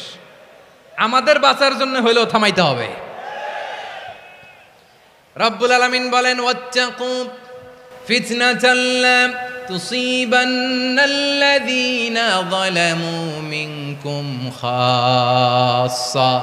ও আমার গোলামেরা, ওই আযাবকে ভয় করো যে আযাব যখন আমি জমিনের বুকে পাঠাই শুধু জালেমদেরকেই মারি না, আলেমদেরকেও মারি। আযাব যখন আসে তখন শুধু জালিমই মরে না, আলেমও মরে। জানেন মুসা আলাইহিস সালামের পায়ে একবার একটা লাল পোকা কামড় দিয়েছে, লাল পিঁপড়া। লাল পিঁপড়া কামড় দিলে খুব আরাম লাগে না? কি লাগে? হ্যাঁ, জলে না? লাল একটা পিঁপড়া কামড় দিছে, তো উনি রেগে মেগে পাশি দেখে লাল পিঁপড়ার বাসা, পা দিয়ে ডলে মুছে সবগুলো পিঁপড়া মেরে ফেলছে। এই ঘটনাটা আল্লাহ ঘটিয়েছেন এজন্য মুসা আলাইহিস সালাম ছিলেন কালিমুল্লাহ, সরাসরি আল্লাহর সাথে কথা বলতেন। তিনি আল্লাহকে জিজ্ঞেস করেছিলেন, আল্লাহ তুমি যখন কোনো জনপদে আযাব পাঠাও, শাস্তি দাও, ওখানকার শুধু জালেমরাই তো মরে না, ভালো মানুষগুলাও মরে, তো আযাব দিবা মুশরিকদের উপর দিবা, অবাধ্যদের উপর দিবা, ভালো মানুষগুলারে মারো কেন? আল্লাহ বললেন, মুসা তোমার যে কামড় দিছিল পায়ের মধ্যে পিঁপড়া, কয়টা পিঁপড়া? জোরে বলেন। একটা পিঁপড়া, তো সবগুলারে মারলা কেন? রেগে মেগে পুরো পিঁপড়ার বাসা ভেঙে মেসাকার করলা কেন? এই মুসা, আমি যখন অ্যাকশনে যাই, আমি যখন শাস্তি দেই, তখন এত বাস বিচার করা হয় না, বাস বিচার করা যায় না। যখন অ্যাকশনে যাওয়া হয় ওইটা ডাইরেক্ট অ্যাকশন হয়ে যায়। চিল্লায় বলো ঠিক কি না? এজন্য আমাদের বাঁচার জন্য হলেও এই পাপ থামাতে হবে, এই শয়তানের অট্টহাসি থামাতে হবে, অন্যায় অপরাধ সমাজ থেকে আমাদের থামাতে হবে। কারণ আযাব আসলে ওরাও মরবে, আমরাও মরব। একটা জাহাজ 2 তলা, আপনি আছেন 2য় তলায়, শুনতেছেন? শুনতেছেন? জাহাজ কয় তলা? আপনি কোন তলায়? 2য় তলায়। নিচের তলার কিছু লোক জাহাজের তলা ছিদ্র করতে আরম্ভ করছে। কি ছিদ্র করতেছে? আচ্ছা, জাহাজের তলা ছিদ্র করলে তলা দিয়ে কি ঢুকে? এখন আপনি যদি বলেন আমার কি, আমি তো 2 তলায়, আমার কি, আমি তো সেফ, আমি ইন দ্য সেফ জোন, আমি তো ভালো আছি, আমি তো ভালো আছি, ওরা ছিদ্র করে ওরা মরবে। আসলে কি শুধু ওরা মরবে? নাকি তলা ফুটো হলে ভিতরে পানি ঢুকলে আপনারও শরীর সমাধি হবে? তলা দিয়ে যখন পানি ঢুকবে, জাহাজ ডুবলে আপনিও মরবেন। এজন্য নিজে মরার আগে ওই পাগলগুলার নিচতলায় যে থামাতে হবে। চিল্লায় বলেন ঠিক কি না? এজন্য আল্লাহ বললেন মুনকার প্রতিরোধের দায়িত্ব সমাজের টপ টু বটম সবার। পুরো উম্মার দায়িত্ব, সরকার প্রধানের দায়িত্ব, প্রতিটি ফ্যামিলির প্রধান বাবার দায়িত্ব। বিশ্বনবী বললেন প্রতিটি সচেতন মুসলিমের দায়িত্ব। এজন্য মুনকার প্রতিরোধ করার দরকার আছে না নাই? সমাজে এই যে ইফটিজিং হয়, আপনার বোনের বয়সী একটা মেয়েকে কিছু বকাটে টিটকারি করে, এই বলে সেই বলে, নোংরা কথা বলে, রাস্তায় দেখেও আপনি পাশ দিয়ে না দেখার মতো চলে যান কেন? আপনি দাঁড়ান না কেন? আপনি দাঁড়ালেই তো থেমে যাবে। কারণ সত্যের যে শক্তি, তার সামনে মিথ্যা মুখ থুবড়ে পড়ে। আপনার সামনেও কিছুই না, নাথিং। আপনি দাঁড়ান, ওকে প্রশ্ন করেন যে আমার বোনকে তুমি ডিস্টার্ব করো কেন? আপনাকে দেখে আরো 5 জন দাঁড়াবে, 5 জনকে দেখে আরো 10 জন দাঁড়াবে। আমাদের নীরবতা আর আমাদের নিশ্চুপ থাকাই জালিমদেরকে আরো শক্তিশালী জালিম বানিয়েছে। এজন্য মুনকার প্রতিরোধের দায়িত্ব আমাদের সবার। টেন্ডারবাজি, চাঁদাবাজি, দুর্নীতি, অপরাধ, দখলদারিত্ব, মজুদদারি, এগুলো সব কিছু একসাথে প্রতিরোধ করতে হবে, ঠিক কিনা বলেন? একটা মানবিক সমাজ যদি চাই, প্রতিরোধ করতে হবে। প্রিয় ভাইয়েরা, আল্লাহর শপথ নিয়ে বলি, এই নাসিহাতগুলো সবার জন্য, সব দলের জন্য, সব মতের মানুষের জন্য। আমরা কোনো দলের প্রতি মানুষকে ডাকি না, আমরা ডাকি ইসলামের দিকে। সব দলের, সব মতের, সব মানুষদেরকে আমরা আহ্বান জানাই, আসুন আমরা একটা সুন্দর সমাজ বিনির্মাণ করি। এই যে নতুন বাংলাদেশের এক সুযোগ এসেছে, আর জীবনে হয়তো আসবে না, সামনের 100 বছর এই সময় আসবে না। আসুন দেশটাকে আমরা সাজাই, আসুন আমরা দুর্নীতি বন্ধ করি, আসুন আমরা চাঁদাবাজি বন্ধ করি, আসুন আমরা দখলদারিত্ব বন্ধ করি, আসুন আমরা এক দল আরেক দলকে নিশ্চিহ্ন করার যে রাজনীতি, এটা বন্ধ করি। সব দলের প্রতি আমার আহ্বান। আমি কিছুদিন আগে একটা নিউজ দেখলাম, ওই যে লন্ডনে বসে জনাব তারেক রহমান সাহেবকে আমি ধন্যবাদ দিতে চাই। উনি সংবাদ শোনা মাত্রই ওনার দলের অনেক চাঁদাবাজকে উনি বহিষ্কার করেছে। I do appreciate. প্রতিটি দলের এরকম ইনিশিয়েটিভ নেওয়ার দরকার আছে না নাই? যে কোনো দলে এই প্র্যাকটিসটা থাকার দরকার আছে না নাই?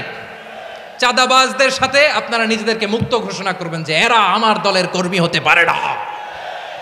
আমরা চাঁদাবাজ মুক্ত বাংলাদেশ চাই, জুলুম মুক্ত বাংলাদেশ চাই, ফ্যাসিজম মুক্ত বাংলাদেশ চাই, গুণ খুন খারাপি মুক্ত বাংলাদেশ চাই। আমরা নতুন ভোরের বাংলাদেশ চাই। ওই বাংলাদেশ পাওয়ার জন্য মুনকার প্রতিরোধে, অন্যায় প্রতিরোধে যদি বাঘের বাচ্চার মতো, আবু সাইদের মতো 2 হাত উঁচু করে বুককে টান টান করে প্রসারিত করে দাঁড়াতে হয়, রাজি আছো মুসলমান? কারা কারা রাজি? আল্লাহকে হাত দেখিয়ে প্রতিজ্ঞা করো।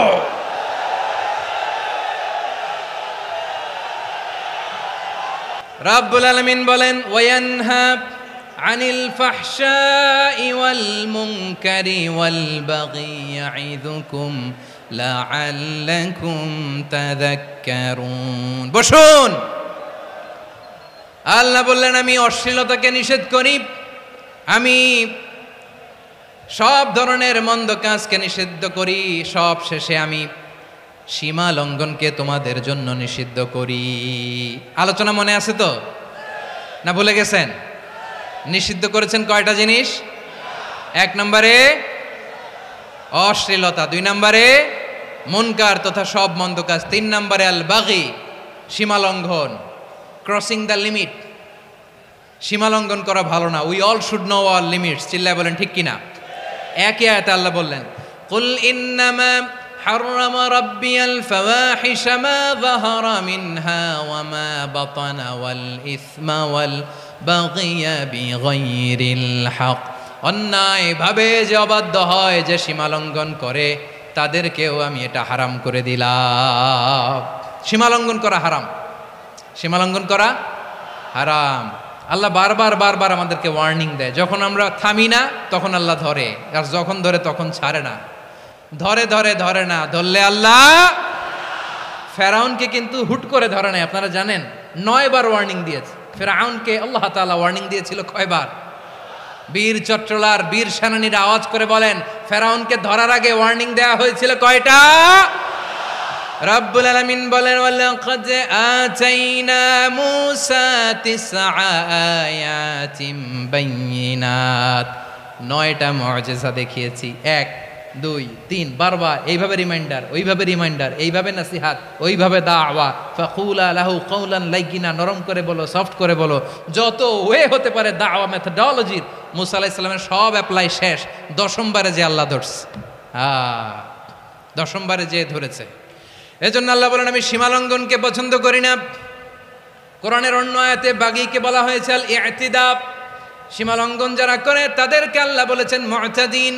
ওয়াকাতিলু ফি সাবিলিল্লাহিল্লাযীনা ইউকাতিলুনাকুম ওয়া লা তা'তাদু ইন্নাল্লাহা লা ইউহিব্বুল মু'তাদিন। আমি সীমা লঙ্ঘনকারীদেরকে কোশ্চিনকালেও পছন্দ করি না।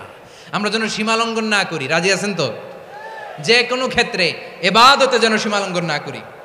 অনেকে আমরা ইবাদতে সীমা লঙ্ঘন করে ফেলি। বিশ্বনবী সাল্লাল্লাহু আলাইহি ওয়াসাল্লাম যেটা শিখিয়েছেন এর বাইরে যে অতিরিক্ত বুজুর্গ হতে চায়, এরকম আছে না নাই? করা যাবে না, কোনো ক্ষেত্রেই সীমা লঙ্ঘন করা যাবে, এমনকি যুদ্ধক্ষেত্রেও না। বিষ্ণু ইসলাম বলেন খবরদার যুদ্ধক্ষেত্রেও সীমা লঙ্ঘন করো না।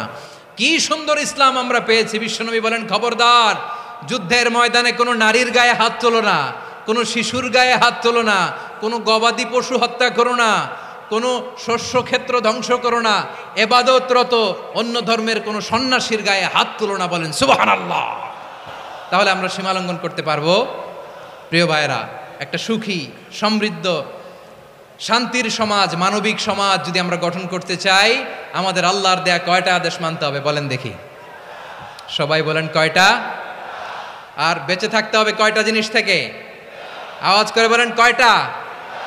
আচ্ছা, আদেশ নাম্বার 1 কি ছিল বলেন? আল্লাহর আদেশ কি? 1 নাম্বার আদাল, ন্যায়পরায়ণতা। আমরা সুবিচার, সুশাসন, ন্যায় বিচার চাই কি চাই না? 2 নম্বরে কি ছিল? মাশাআল্লাহ, আওয়াজ করে বলেন 2 নম্বরে কি ছিল? ইহসান। আমরা যেন সবার প্রতি দয়া পরবশ হই, ইহসান করি। 3 নম্বরে কি ছিল? নিকটাত্মীয়দের দান করা, তাদের অধিকার প্রাপ্য বুঝিয়ে দেওয়া। পাশাপাশি 3টা জিনিস থেকে আল্লাহ বারণ করেছেন, নিষেধ করেছেন। তার প্রথমটা ফাহশা, অশ্লীলতা। অশ্লীলতার সাথে আমাদের কোনো সম্পর্ক। আজকের এই ঐতিহাসিক চট্টগ্রামের প্যারেড ময়দান থেকে আমরা যত ধরনের মা তাহারা মিনহা মা বাতান, প্রকাশ্য অপ্রকাশ্য, দৃশ্যমান অদৃশ্যমান, সব অশ্লীলতা থেকে নিজেদেরকে মুক্ত ঘোষণা করলাম।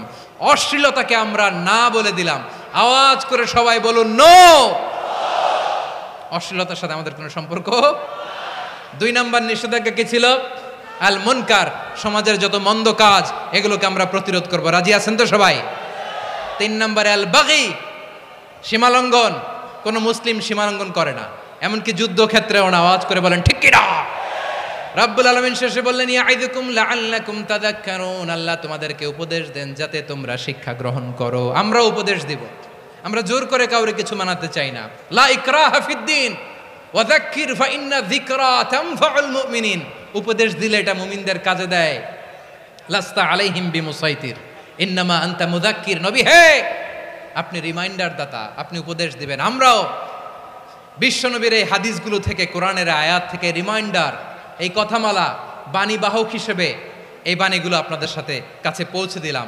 আমরা আল্লাহ তাআলার কাছে প্রার্থনা করি, আল্লাহ আমরা যেন আদল দিয়ে আমাদের সমাজকে গঠন করতে পারি। আল্লাহ আমরা যেন ইহসান করতে পারি, আমরা যেন নিকটাত্মীয়দের দান করতে পারি।